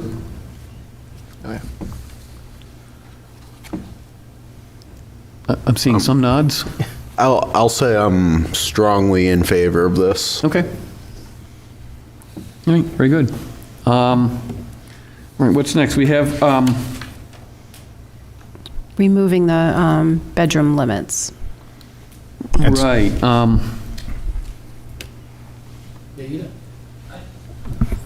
I don't That's think the whole we excuse need that thing? in there, because think about it. You have 400 square feet, you're not going to make 5 bedrooms out of 400 square feet. So No. it's just going to naturally happen. so I guess the next one, which I think is Roman little II, is that what it is? A minimum of 30% of the first floor shall be a permitted non-residential use. So this is in furtherance of our mixed use that we've always kind of applied in the downtown. I just want to revalidate that we think that in the central business district, which is still has the word business district in it, that a mixed use requirement is reasonable. I'm seeing some nods. Yeah. Okay. So my only concern, should it be a minimum or should there be a maximum for the first floor permitted non-residential use? Well, I think the story is, and maybe Beverly can fill us in from history. I believe the history is that in Derry, it has been more profitable to build housing than it is to build commercial, and we have had a history of vacant commercial space. So unless you force them to have at least 30%, they'll do 0%. Fair enough. Yeah, I mean, you can say you're wrong, or you're right, or it's a different number. I think maybe looking at downtown in years past and having that requirement for business on the second floor, we wanted to get rid of that. I'm not necessarily in favor of converting businesses that are already on first floors into apartments, because once it's gone, it's gone. New construction, I don't really have an issue with a live-work scenario for someone. I don't know if I would want to be dictating a percentage, because everybody's situation is going to be different.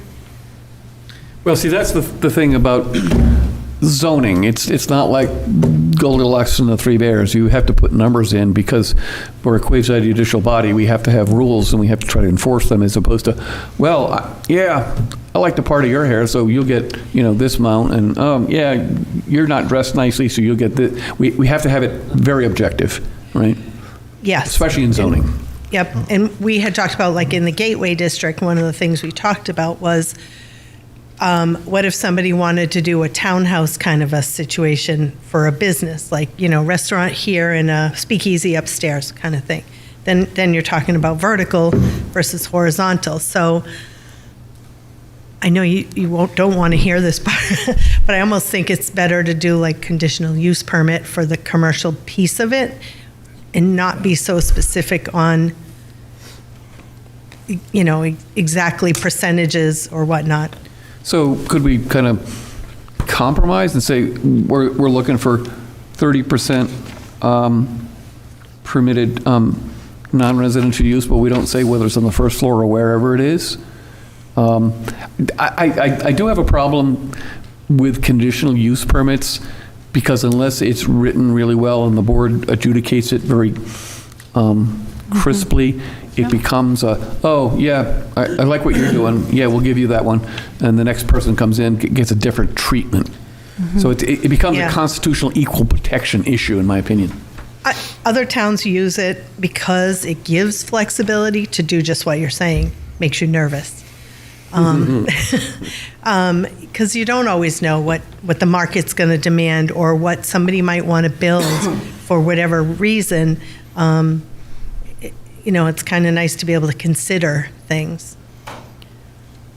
I'm not 100% against it. It's just that I do see that inappropriate use of conditional use permits to just grant different rules to different people based on what they're doing at the time or who happens to be on the board has the potential to end us up in court. And one of the things I try to do on the planning board is head that off when I can, because we have other reasons in the town that we're ending up in court, and I don't think the planning board needs to contribute to that. So if you did a minimum of 30% of the structure shall be a permitted non-residential use, you could do that, and then that allows some flexibility as to where it's placed in the building.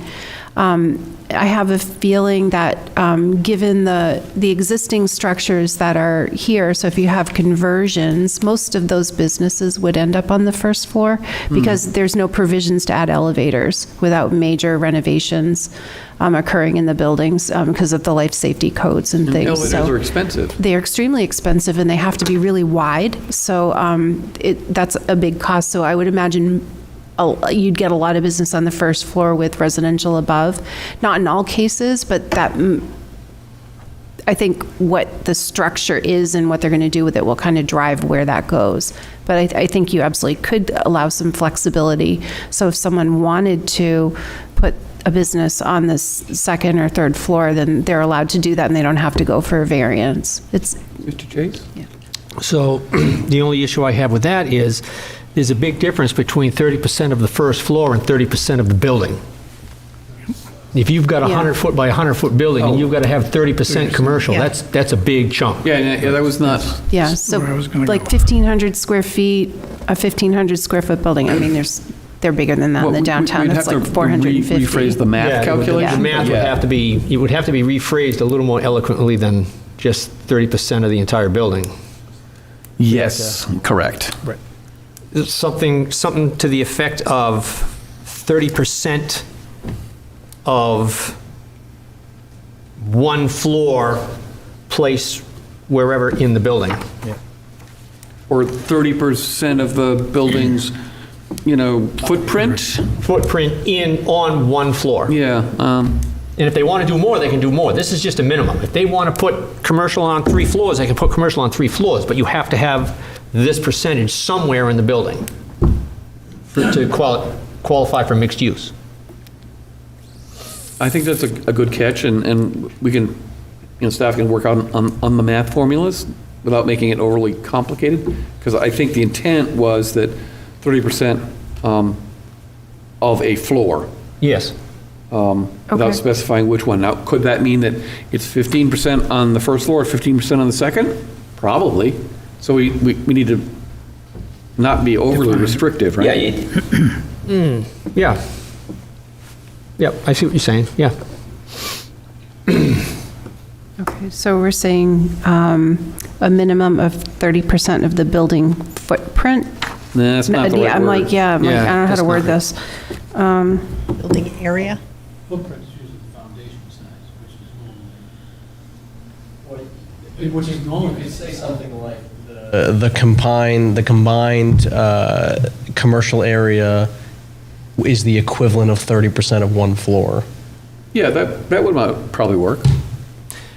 Or something, 30% of the usable floor space on whatever floor deemed not appropriate, but is desired by the applicant. Because if the goal is to just let commercial, wherever the developer decides to put it in the building. Yeah. If you just make it like an additive thing, then they can put it wherever And they want. The split, well, where it's only a minimum, they could go, 30% on the first floor, your townhouse style, and then if they want to put another 20% on the second floor for your restaurant Yeah, and I think speakeasy, we they can don't do wanna that. We're just stymie a minimum. We're not commercial. limiting them. Yeah, we don't want to limit the commercial. They can put whatever they want, but they have to have that minimum. Are we okay on if each floor. Are we okay if that means a building ends up being 100% commercial? Oh, we Oh, yeah. love that. Oh, we love that. Okay. Yeah. Absolutely. Oh, yeah. Yep. So, I think that might happen. I mean, the history is that residential sells better in Derry, Yeah. so I wouldn't be worried about that happening when doing in excess. Okay. But So, Mr. Chair. Yes. So if we're going in that direction, like not restricting to a single floor, which I think I'm in favor of, might it be simpler to just pick a different number? So 10% of total floor area, or whatever the number is, but kind of prevent having to do calculus when interpreting the ordinance and just pick a number that is a function of the total square footage, total floor area of the building. So it scales with number of floors naturally. yeah, I mean, that might work. I mean, you might want to use the, net square footage, just so that they're not counting attics and garages and things, but. Right. okay. Livable. So combined commercial shall be the equivalent of. Yeah. Simpler is better. So what are our words? Are we going with like the combined commercial area shall be the equivalent of, are we saying like 10% of the net floor area? Yeah, I mean, that works. That makes sense. I suppose, is 10% the number we want to do? Yeah, and I admit, I didn't realize if I was supposed to. I apologize. I did not do any research on the precedent for that number. Yeah, no, it's good. That was something that we had discussed at like the last workshop, and that was wording that came out of that, so. Well, so it probably came out of the original kind of formula Yeah. in urban planner school, was in these areas, the first floor is retail, the second floor is professional office, and the third and up is residential. And so therefore, if we only require the retail part, that would have been, 30%.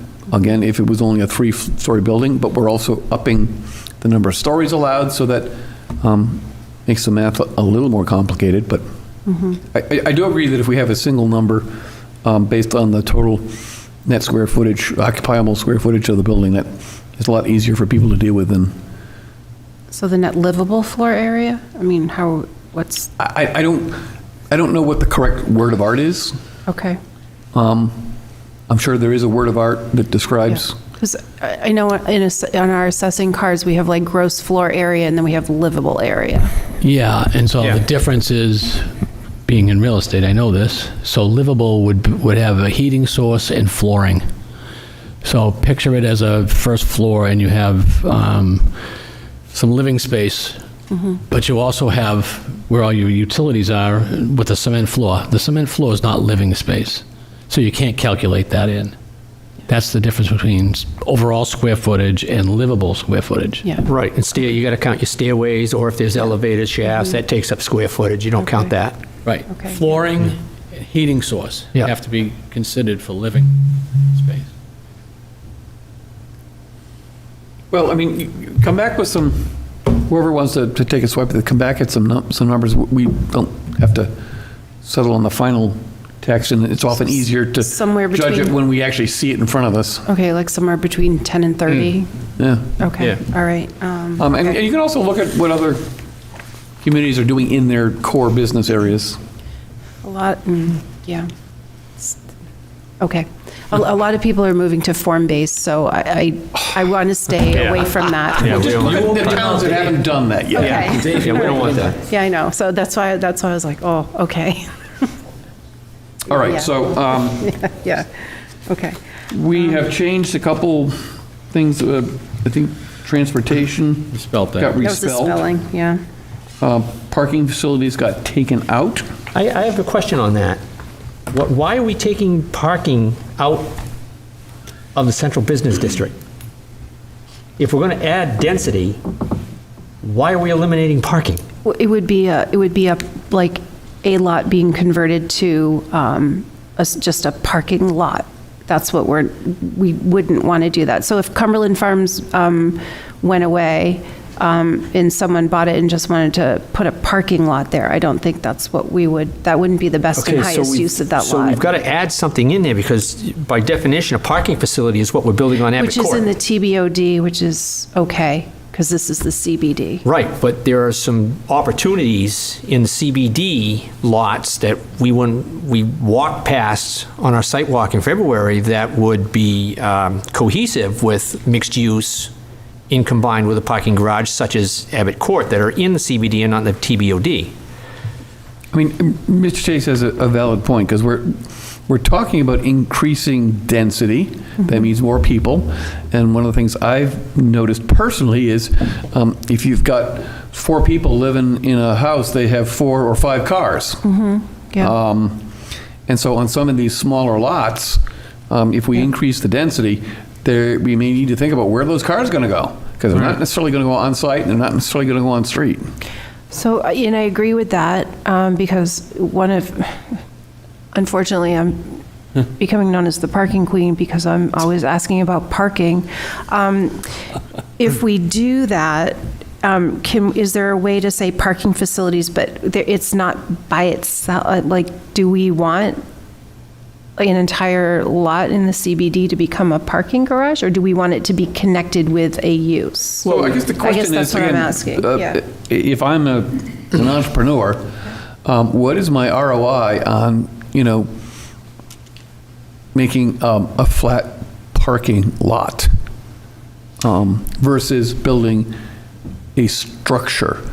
I'm going to think the natural tendency is to build a building that you can rent to people over building a parking lot where you can rent them a space, just because of the money issue. But And I guess a lot of where my question also comes from, besides what I've stated, is if you look at the definition of parking facility, it's not just a parking lot. It's below ground, it's above ground, which is a parking garage. So, and there are some lots in the CBD that would be easily converted to a parking garage in association with the increased density that we're having. I mean, it's natural if you increase density, you increase the need for parking. So to eliminate a parking facility in the CBD is not, to me, it doesn't make sense. It can be, the definition could be changed, or it could be changed in the non-permitted uses so that, as you stated, no, we do not want a building taken down, such as we have had a couple. We had one on Central Street next to the Halcyon Club. We had one on Burt Street. They tore down a building that was mixed use, and it's a parking lot now. Actually, 2 of them on Burt Street. So that's not what we want. But we should encourage the development of a parking garage. I mean, that's if you look at any of the other towns or cities in the state, Nashua, Manchester, Portsmouth. Portsmouth has built 3 parking garages in the last year and a half. Concord. Yeah. Concord, same thing. There's a need for it. We can't eliminate that. That's the point I'm trying to get across. We can't eliminate that with what we're trying to do with density and bringing people to the downtown. So if there's a concern about a single floor parking lot, I don't know what to call it, like an open lot, if that's actually a concern, I suppose we could add a definition, parking lot as opposed to parking facility or whatever. And then that could be not a prohibited use, but I generally agree that parking facilities, especially if it's in a mixed use context, though I'm not 100% sure how that would work.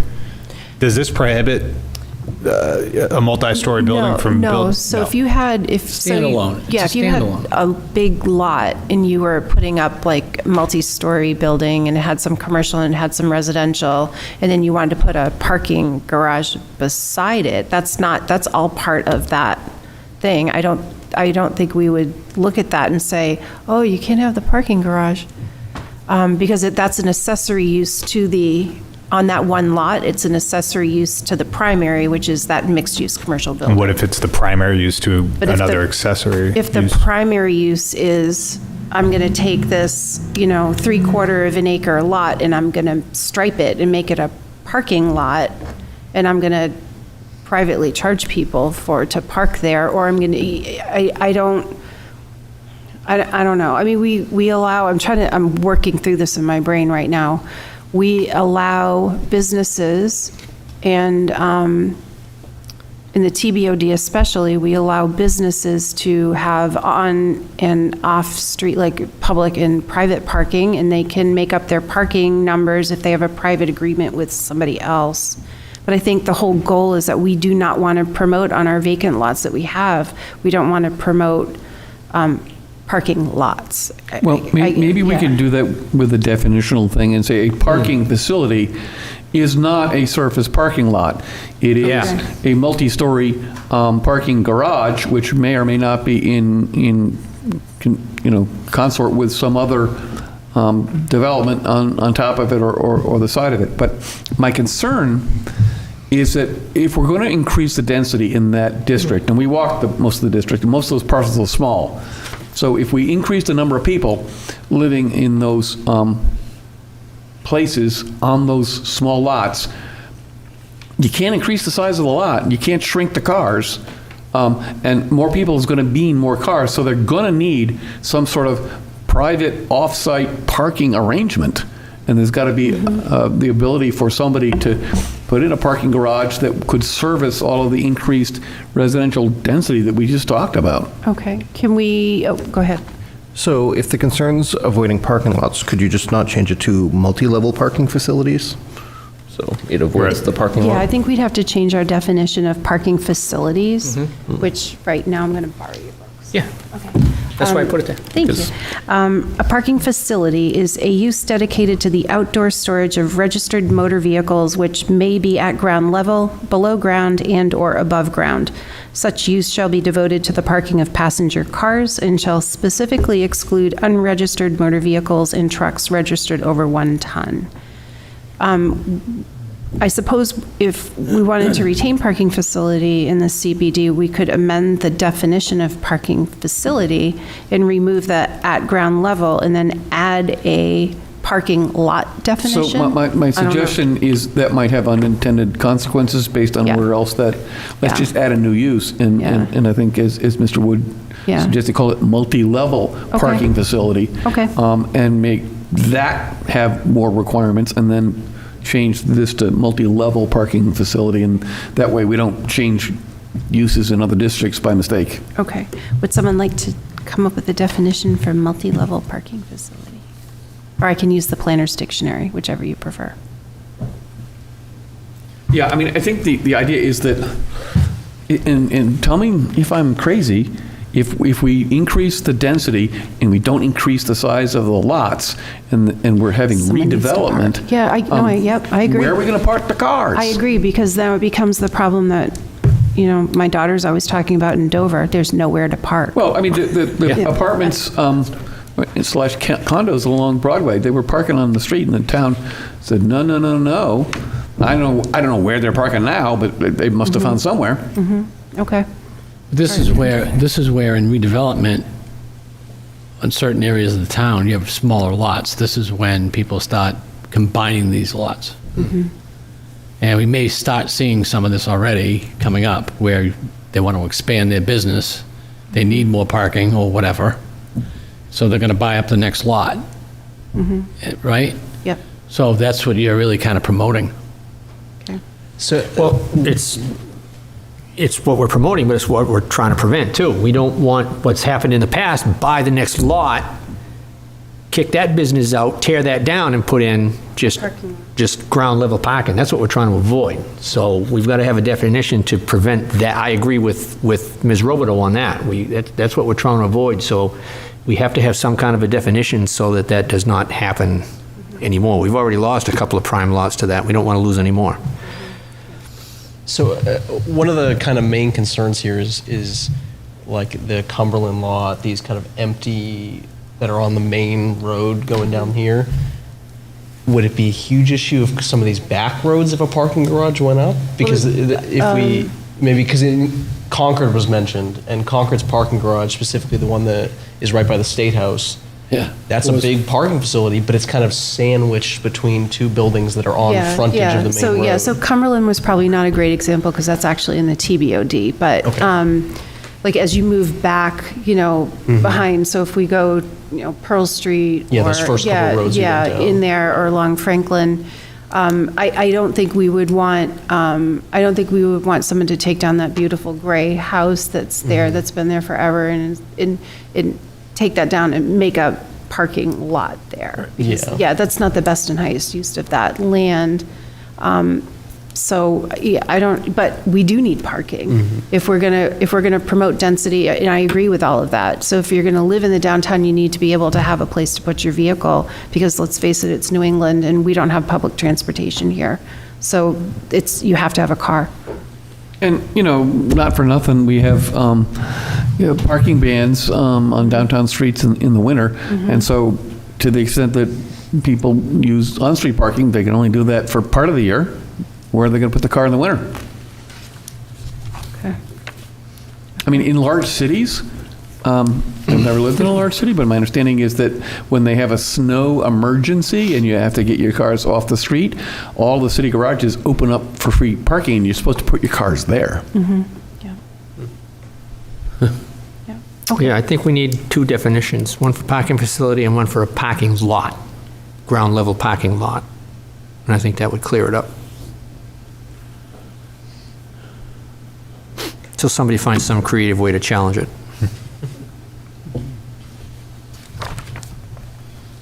Okay. Okay.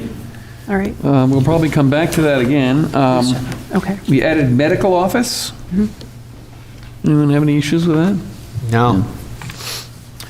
And then on the one without public sewer, we removed a whole bunch of stuff and then said conversions and new developments must connect to the municipal sewer system. Yeah, right now the sewer ordinance says if you're within 125 feet, you have to connect, but in the CBD, water and sewer is everywhere, and if they're not connected, they're going to be within 125 feet. Oh, yeah. So there's no reason not to have them connect. I'm just recalling, and I don't know if it pertains maybe to the downtown, because most of the downtown's got water and sewer anyway. But when I was on the council one time, we brought sewer down a certain road, and then we required the residences to connect. And then at the time, I won't name any names, there was a senator that changed the law that says you can't force them to connect. Okay.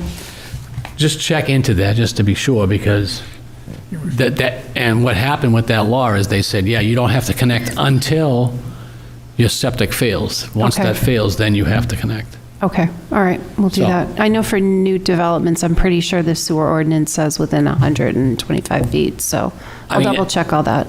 I mean, I don't understand why people wouldn't want to connect, because Yeah. it brings more value, but still, Yeah. there are people that Yeah. don't And want to then- be told. Yep, and then you have all that additional area you can use now. It's not encumbered by septic.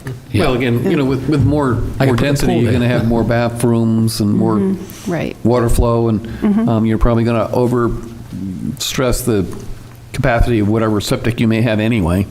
Yeah. Well, not to beat on this, but you're right about that law. But if they're converting, or if it's a new development, it falls under this regulation that Ms. Roboto was talking about. If they're converting it, and especially adding density, then their original sewer design is gone, septic design, I mean, is gone, so they have to connect. And if it's new, it falls under the regulations, they have to connect. And then if they want greater density, they're gonna have to connect. Yeah, you can use So that for the it pretty much capacity. self-regulates. Yeah, I'll double check though, because we Yeah. don't want to be contrary to any state law. Right. Yeah.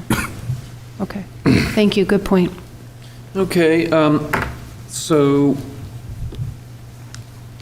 the next one is mine. So we wanted to figure out what we're going to do about yard depth, because the current regulation is it can be 8 feet, because we wanted to, again, maintain the streetscape. We didn't want bowling alley lots with buildings set way back next to one that's right up on the street, so it looks like a sawtooth. So I made some attempts at this, and the numbers were ones that I literally picked out of air, and I'm happy to have folks suggest alternate numbers, but basically the idea was that when the lot width at the front lot line is 75 feet or less, the maximum yard depth, that was a typo, shall be 8 feet, or the average of the existing yard depths for 100 feet in every direction along the street, whichever is greater. And then B, when the lot width at the front lot line is greater than 75 feet, the maximum yard depth shall be 25 feet. So it basically means that if you got a big wide frontage, you can be set back a little bit because it's in scale. If you've got a narrow lot, we don't want you to like push the building to the back of the lot. And I think you did some artwork that goes along with this. I did. So if you, in your packet, there is a sheet that has, where'd it go? I just had it. It has the 8 and 25-foot setbacks shown. So it's hard to see on the sheet. I do have it on the overhead if you guys feel the need to zoom in on it. But when you look at these, when you look at this, like the West Broadway one, the black that you see, like the gray line with the red, that's the road, and then there's like white, which is probably still road, then there's a black line. The red area, there's like a little yellow strip. So that yellow strip would be the 8-foot setback. So if you, I don't know if you can zoom in on that, Owen, or not. If you can make that bigger. Oh, the yellows are very light yellow, okay. Yeah, it is. Yeah, they're light yellow. So when you look at it, so the buildable area with the 8-foot maximum is the red. That's where you can put your buildings. The yellow would be the setback. For the areas in blue, it would be from the black line back to your buildable area would be the blue areas from the black property line, if that makes sense. So black is your property line, and then red is your 8-foot building envelope, and then blue is the 25-foot building envelope. And you'll see on some of these lots, like if you look over where Grove Street is, some of the lots, like you couldn't, they're so small, there's no way you could have a 25-foot setback. The lot becomes unbuildable. And the same down in the, in the Sawyer Store Court area. So this just kind of gives you an idea of, in those areas you could put a structure. So I'm still a little confused because you've got a key. For blue, it says buffer 25, red, Yeah. buffer 8, but there's Yes. no key for yellow. What is that? The yellow is so when you're looking at it, so you've got you have the black property line. So Yeah. if you could look like just above south, Owen, like just above the word south. So you've got the black property line. So that's your property line. Yeah. That yellow distance between the black property line, the yellow between the black and the red, that's your 8-foot setback. So the red area. So why is the red called the buffer 8? Because that is the buildable area. That would be your buildable area with an 8-foot maximum setback. You could put a structure anywhere where that red is. Inclusive of. Inclusive of the blue, I would guess. Inclusive of the blue, yes, Oh, yes, okay. yes, sorry, Yes. because I couldn't, there was, if I tried to show like, here's your red, here's your blue, it Yeah. wouldn't have made sense, and so you wouldn't have seen what I wanted you to see. So, Gotcha. and then where the blue is, the blue is your buildable area at a 25-foot setback. Yeah, I'm guessing from looking at this that there are certain number of lots in that first quadrant of the map on your sheet that could really use an 8-foot setback, and then the other quadrant to the right, it's like, yeah, that's not gonna happen. So, again, I guess my intent was that if there's two standards, one for wide lots and one for skinny lots, the skinny lots over on the right would just not make sense. The wider lots over on the left, yeah, it might make sense, depending on what you want to do. Yeah. This is a little misleading, because we're only talking about front setback, correct? But yeah, unfortunately, So the red there's- on the side and the back. Right, there's So your building no way, envelope is really there's no way to bigger. make it, it is bigger. There's no way for me to make the GIS do what I want it to do. So when you look at this, you've got to look at it from the street side only Yeah. and look at your red envelope. And Yeah. then your blue on both sides in the rear, your blue would go all the way back Yeah, to your 8-foot. yeah, but it So gives it's you. not that small on the sides and the back. It's only in the front, the red. Yeah. But I think it does point out that there's two classes of lots, the Yes. ones that it Yes. just doesn't make any sense. Right. Yeah. And the ones that does, and I guess the question is the 75-foot and under, or the 75-foot and over, is that the right demarcation for this? Maybe in this district, it might need to be 50, because there's a lot of lots that are like 50 feet wide or 60 feet, 60 or So in other more. words, if it's 51 foot, you should have a deep setback? Maybe. I'm thinking 75 might, for this district, might not be the right number. Maybe it's 60, I'm not sure. Again, the idea was to eliminate the sawtooth and fulfill the purpose of maintaining a somewhat uniform streetscape. The other thing that we should probably look at, because I think it is not separable from this, is the parking. So that's over on page 5. Right? So the proposal there was that, number one, all off-street parking areas shall be provided in such a way that no vehicle will be required to or likely to back into the street access drive into the lot. That was text I stole from the TBOD. Yeah. We kind of agreed that, I don't know where that came from. I have no idea, there's no record of why into the lot was added back in So '07. I know that Yeah. during our district walk, we said, man, having these cars parked here and having to back out into the street, that's kind of dangerous. So we said, let's not do that.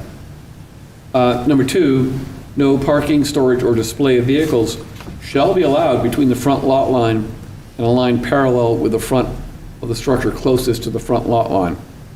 So basically that means you can't park in front of your building. And I think that will be self-regulating because, in my opinion, the reason that somebody would most likely want a big 25 or 50-foot setback is they want to have a parking lot for their tenants or their customers in front of their building. And I heard everyone on the board pretty much say, we don't want that. And then the final one says 3, that parking shall otherwise be as provided in Chapter 170 Land Development Control Regulations. So it says, don't design it so you have to back out in the street, and you can't actually park in front of your building, at least in new developments. Obviously, existing stuff is grandfathered. Right, yeah. So that, in conjunction with the option to have a larger setback, if the reason people want it is not to put picnic tables and gazebos for outside dining, they want to park cars, they're probably not going to choose that option.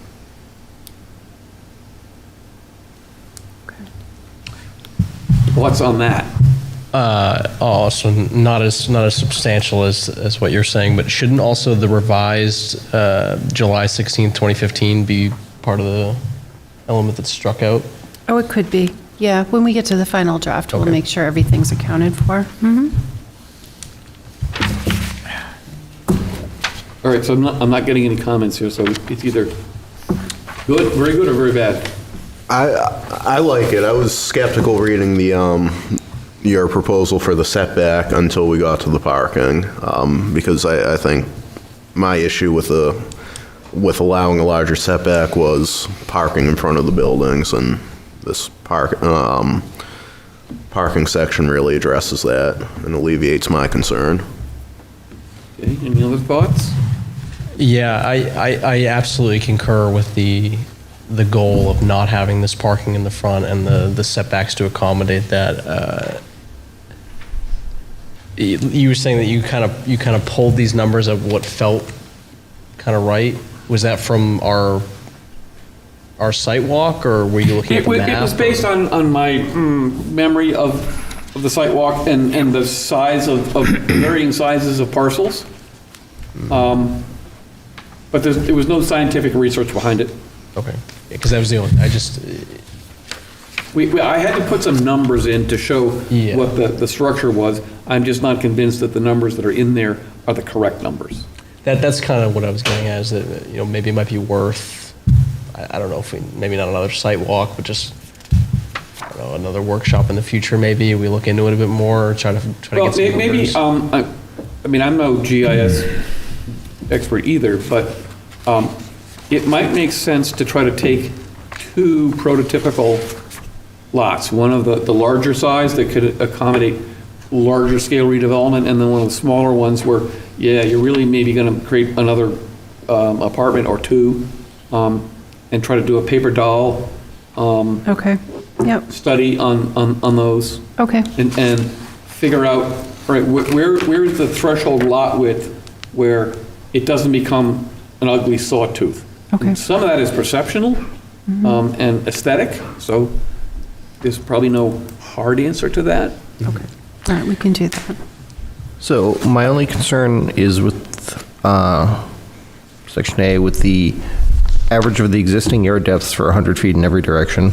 I get you're trying to go for uniformity, but in... Well, Ms. Robidoux thought that was a bad idea and that we should probably strike that part out because it just makes things more complicated, and I didn't argue with that, so. Yeah, Okay. that's kind of what I was thinking.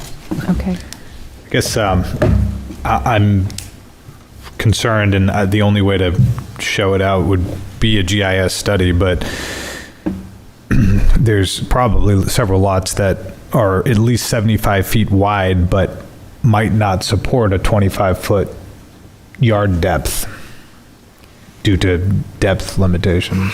So, I did do a little bit of spot checking before the meeting to kind of give an idea. So in this section here, so the little insert to the right, the three lots that front on Birch Street, the one to the left is 74 feet wide.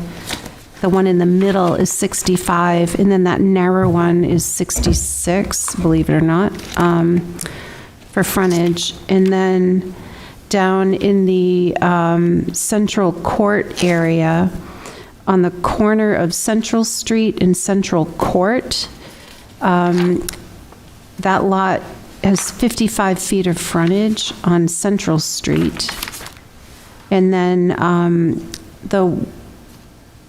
the 23 Central Court, which is in that area, it's the second largest blue area, I guess is the best way to put it. That has 67 feet of frontage, so it's narrow at the front, it gets bigger to the back. But that one is like, that has different characteristics because it's encumbered by floodplain and all of that stuff, so that doesn't have as big a buildable area on it. But just to give you an idea of what some of the frontages were. I do think that achieves what we want to achieve, though. Even though it has that larger area in the back, we wouldn't want that property to be set back 25 feet. Because it's surrounded by properties with less frontage, and so if they were all 8 foot and then that one was 25. That one, I mean, that particular one, the character of the neighborhood, the homes and buildings are all set back further. So, this one, it would be, what do we have it written? It's less than 75 feet, so it would be at the 8. We're kind of imagining Yeah. planning for redevelopment. Yeah, so it would, you'd have everything set back, and then this one would be right on the road. Or, that maximum 8 feet. So I don't know. And if this is just my ignorance, Which let me know, supports but his argument to have the average, the 100-foot average, so. this may just be my lack of familiarity, but anytime you're trying to make these kind of aesthetic changes, and you're not just buying up a whole neighborhood, smashing everything and rebuilding it all at once, won't you always kind of have these, that building doesn't really look right now because it's incrementally changing? Okay. Yep, you will. It's been voiced, but I guess my other concern with this is the hard difference between the two.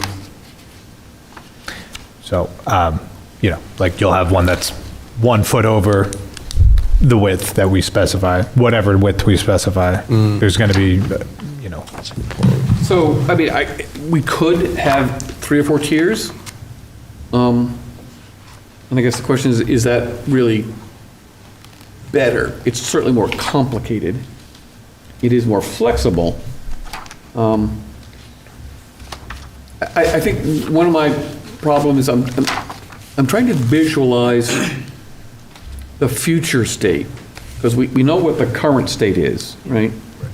I'm trying to figure out why someone with a narrow lot would want a deep front yard.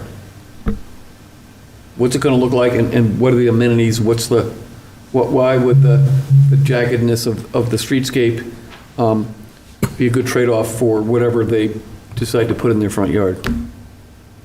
I just can't visualize it myself.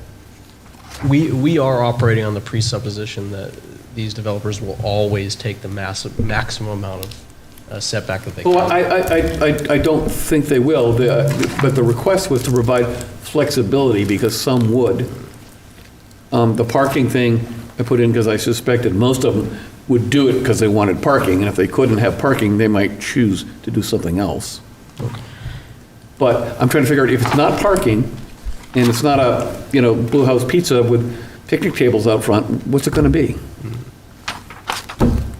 My vision, I guess, is limited in thinking about that. All right, so it's after 9 o'clock, so I will admit my brain is not the sharpest, but if we changed the word maximum to minimum, so you could have a minimum of an 8 foot, but you could go back further? Well, no, I think to preserve a streetscape, as we do with the TBOD, it has to be A maximum. 'Cause Okay. a minimum means, if it's a minimum of 25, the maximum could be to your back lot line, Right. and that's okay. not what we want. Yeah, right. Right, Okay. so for clarity, the intent here being proposed is to pull future development closer to the street. We want the central business district to kind of look like the streets 1 block or 2 blocks off of Elm in Manchester, or off of Main in Nashua. That's kind of the vision in my brain. All right. So, one last thing, though. I'm trying to find it, I can't. I used to know exactly where it was, and I cannot find it now. We also have a article in our ordinances that in older neighborhoods, if you are building or adding on, you are not required to meet the 35-foot setback. It says that you must be within the average of structures 100 feet on either side. So we have to write this so that it does not run afoul of that.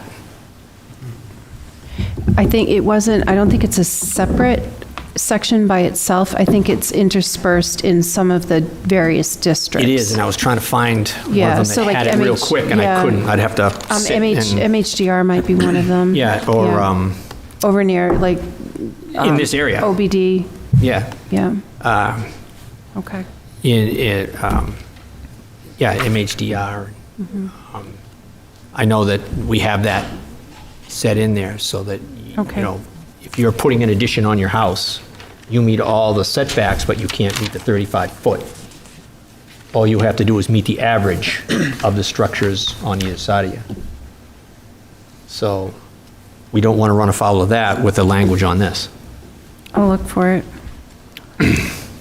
I have to say, I like the way this is written because I think if you make it smaller than 75 feet, it's going to look, if you redevelop a larger lot, and you've got everything else 8 foot or, you know, tight to the street, it would kind of give that crown molding sawtooth look. So I like the way this is with the 75 foot. Okay. All right, so I can, Well, we could, we can chew on this. okay, And maybe if we have a couple of paper dolls that are more okay. realistic than the GIS Yes. allows, even Yep. if they have to be hand-drawn. We'll work on that. Okay. Maybe we take a few minutes and look at a couple of the others, at least have a first discussion on them. Yeah. For example, the maximum building or structure height. Who was that? That was Jake. Can you Yep. review that for us, please? Sure, absolutely. So I had maximum building and structure height. We had the GIS map that had the elevations of the properties in the district that was in our packet at, I believe that was 2 or 3 meetings ago. So the average the average property was at 300 feet above sea level at its base level in the district. The current ordinance said that it was 350 was the maximum for a structure height. We had heard from the board and then from staff that might not be economically feasible for developers, that we needed to look at potentially expanding upward. I looked at some of the towns in the area that had the vision for the downtown that you had referenced, whether it was Concord, took some pieces from Nashua, from Portsmouth. So when I looked at this section, you're going to see it's a little more wordy than what we had before. I'll go through that piece by piece. So it changed the structure height from 350 to 425. That allowed for another 7 stories. Been assured by the fire department, little wink there. I've been assured by the fire department that it would meet any of the safety regulations, the fire code, and our ladder truck is able to deal with that building. I put in here a section on performance and design standards. I took that from Concord to preserve a streetscape and make sure that nobody was intimidated by a giant structure. Any building that's above 6 stories or 65 feet above the finished grade had to be set back by 10 feet. What that allowed for is maybe a walkway or a path on the higher levels, a rooftop bar or something like that. But it really prevented people on the street level from being intimidated by a bigger building. So that's in section B that you have there. In section A, I took this one. This was from Portsmouth, and Londonderry had similar language as well, that non-habitable architectural features and appendages could exceed that limit. That's clock towers or just different design features to break it up so that you're not having just a flat-roofed large building. We already have similar language in our ordinance for other areas in town that said that you can't have just a flat roof. And then one thing that had been mentioned at some of our other meetings and on our site walk as well is that there was no appetite really for just exposed HVAC, that really, I'm not sure the word to use here, but it really degrades the experience of people living downtown, walking downtown, or working there. So there's a section in there that all HVAC and exterior equipment would need to be screened. So, I mean, I like this. From an organizational perspective, I notice that there's some stuff in here that has to actually do with building heights, and some of it has to do with architectural design related to that. We have a whole architectural design ordinance, and I know that in the neighborhood commercial district, we had a separate section that said, in addition to the architectural design chapter itself, these additional considerations shall apply for this district. My recommendation is to pull that out from the section on building height, structure height, and have it to be a supplemental architectural design requirements, so we're not mixing heights and, building features. But, I mean, it all makes sense. Okay, we can do that. So we'll add similar language, refer everyone back to the architectural design regs and then move this into that. Okay. Is this percentage in the parentheses here at the end of 6A, is that supposed to match the 15% written, or am I misunderstanding? That was a typo from two different versions that we had in there. Okay. I just want to make sure I wasn't Great catch. misunderstanding what it was saying. No, great catch, absolutely. All right, so 15 or 33? It was 33. Thank you.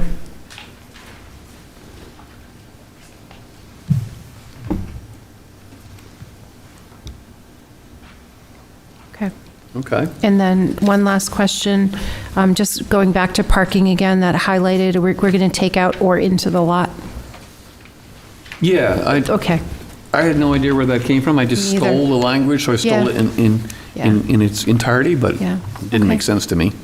Okay, perfect. And I think that's everything. I have a question. I mean, I don't want to keep us here, and I don't want to, well, I'm jumping back to the streetscape discussion with the yard depths. It's a question to put out for thought. Is there any precedent for establishing I don't know what you would call it, but like a facade line? Like if the intent is to get rid of the sawtooth, maybe for certain streets, we make a target line and it's like, that's any new development, that's where it goes. Well, sure. I mean, I just referred to the TBOD. In that entire district, the maximum front yard setback from the lot line is 0 feet. Right. That's your CVS. That's in the TBOD. Which, in all honesty, after CVS, and I like CVS, don't get me wrong, but parking is not the greatest in and out of there. Well, that's, yeah. So if Yeah. anything, we're short-sighted on that one. But the old town hall is there. I'm trying to remember, was the old town hall 0 front? Yes. 0? Yeah. Yeah, And- the parking was to the The problem side. is, the CVS is maybe a little bit too intense a use for that lot size. Well, I don't know. Have you gone to this one in Londonderry? Our parking, the parking at our CVS is a dream compared to the CVS in Londonderry. Okay, well, anyway, so to address your point, Mr. Fishman, yes, we have a precedent for enforcing a 100% conformity of the streetscape. In other words, traveling on Elm Street in Manchester or Main Street in Nashua, I'm not aware of, maybe other than a few couple exceptions, everything is up to the sidewalk. Yep. Now, the sidewalks are maybe a little wider, and the streets are a little wider, but everything's up to the sidewalk because it's a pedestrian-friendly environment. You get the big windows, you can see people, having a good time, you walk by. The thing that broke that is the Cumbies mini strip mall, and of course, that predated the TBOD regulations. That was the kind of, maybe the impetus for, Yeah. That that's one- what we didn't want. Right, and that one, and across the street from, if you must remember, Mr. Nelson, across the street, there was where the, what is it, Supercuts or whatever it is over there now, that little mall over there, that used to be 3 triple deckers, all mixed use, right on the sidewalk. And they tore those down and they put that in there. I think Cumbies was the start of it, and that one was the last straw. That's when the TBOD was, when Cumbies was first, that one was second, and then the board at the time said enough is enough. So when the TBOD came in. We did attempt in the existing regulation to maintain uniformity with the 8-foot, which has more leeway than the 0-foot in the TBOD, because we figured in the outer ring, we could be less stringent. Right. But we have been requested to make it more flexible. And so we're trying to honor that request, and it's sort of a force fit, because all that flexibility does not really comport with the goal of having the consistent streetscape, and so we're trying to work around that. Now, personally, given that we're not allowing parking in front of the buildings, I don't see any great harm in just leaving it at 8 feet, but that's just my opinion. I agree with that opinion.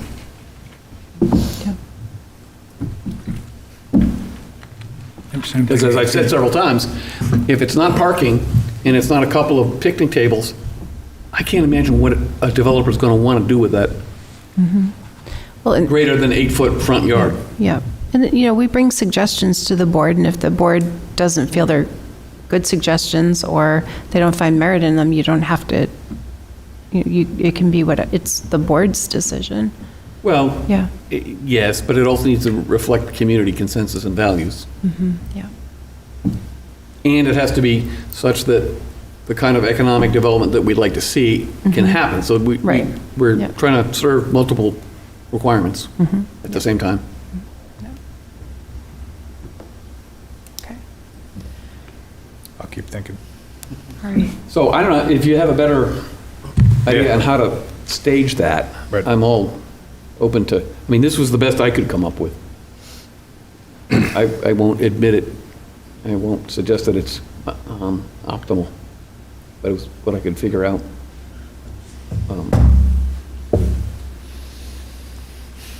Nothing's coming to mind at the moment, but I'll certainly be thinking. The other thing we can do is, at the risk of potentially spot zoning, we could take some of the bigger parcels over in the Sawyer Court area, where the automotive and industrial places are, where it's kind of a different streetscape, and make that a subject to different rules.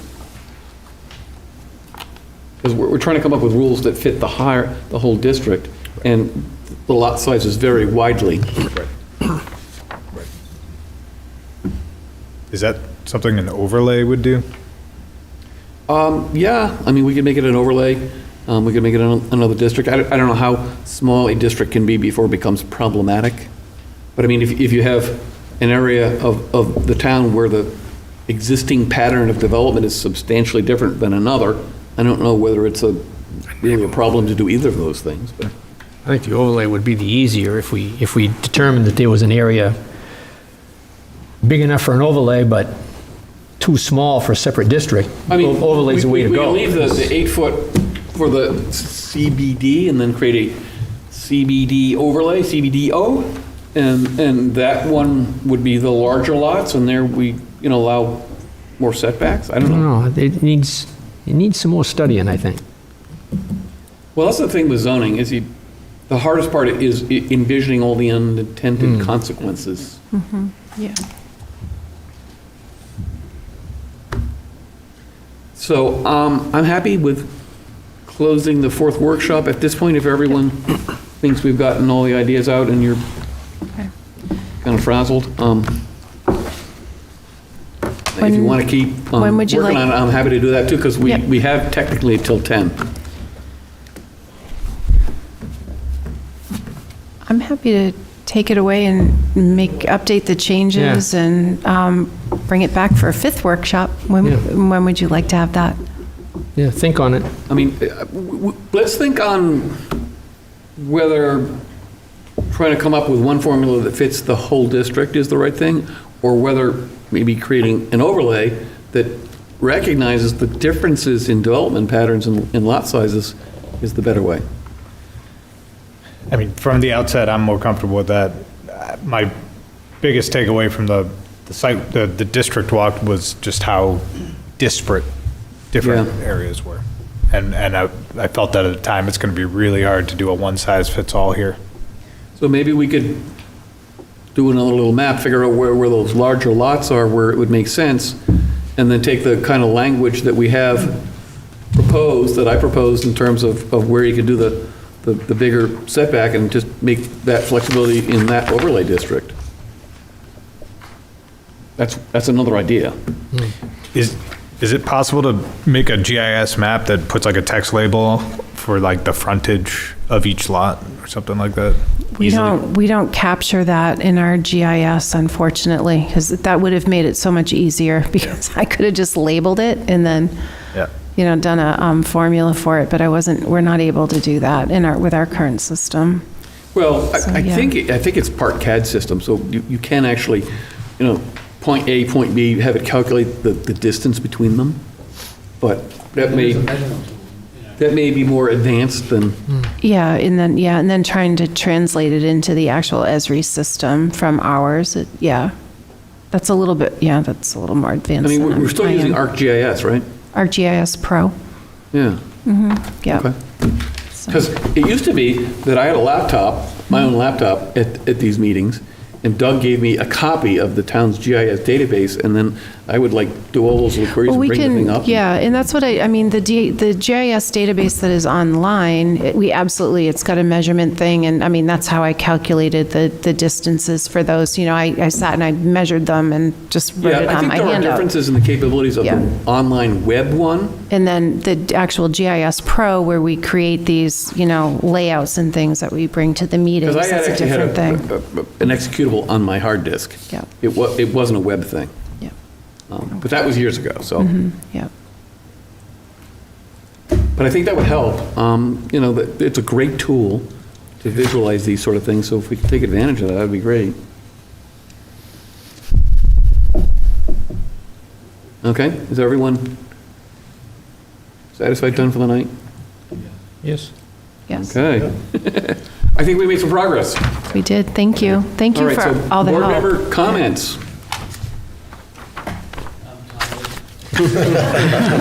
Motion to adjourn? So moved. Second. All right, moved by O'Connor, seconded by Mallory to adjourn. All in favor, say aye. Aye.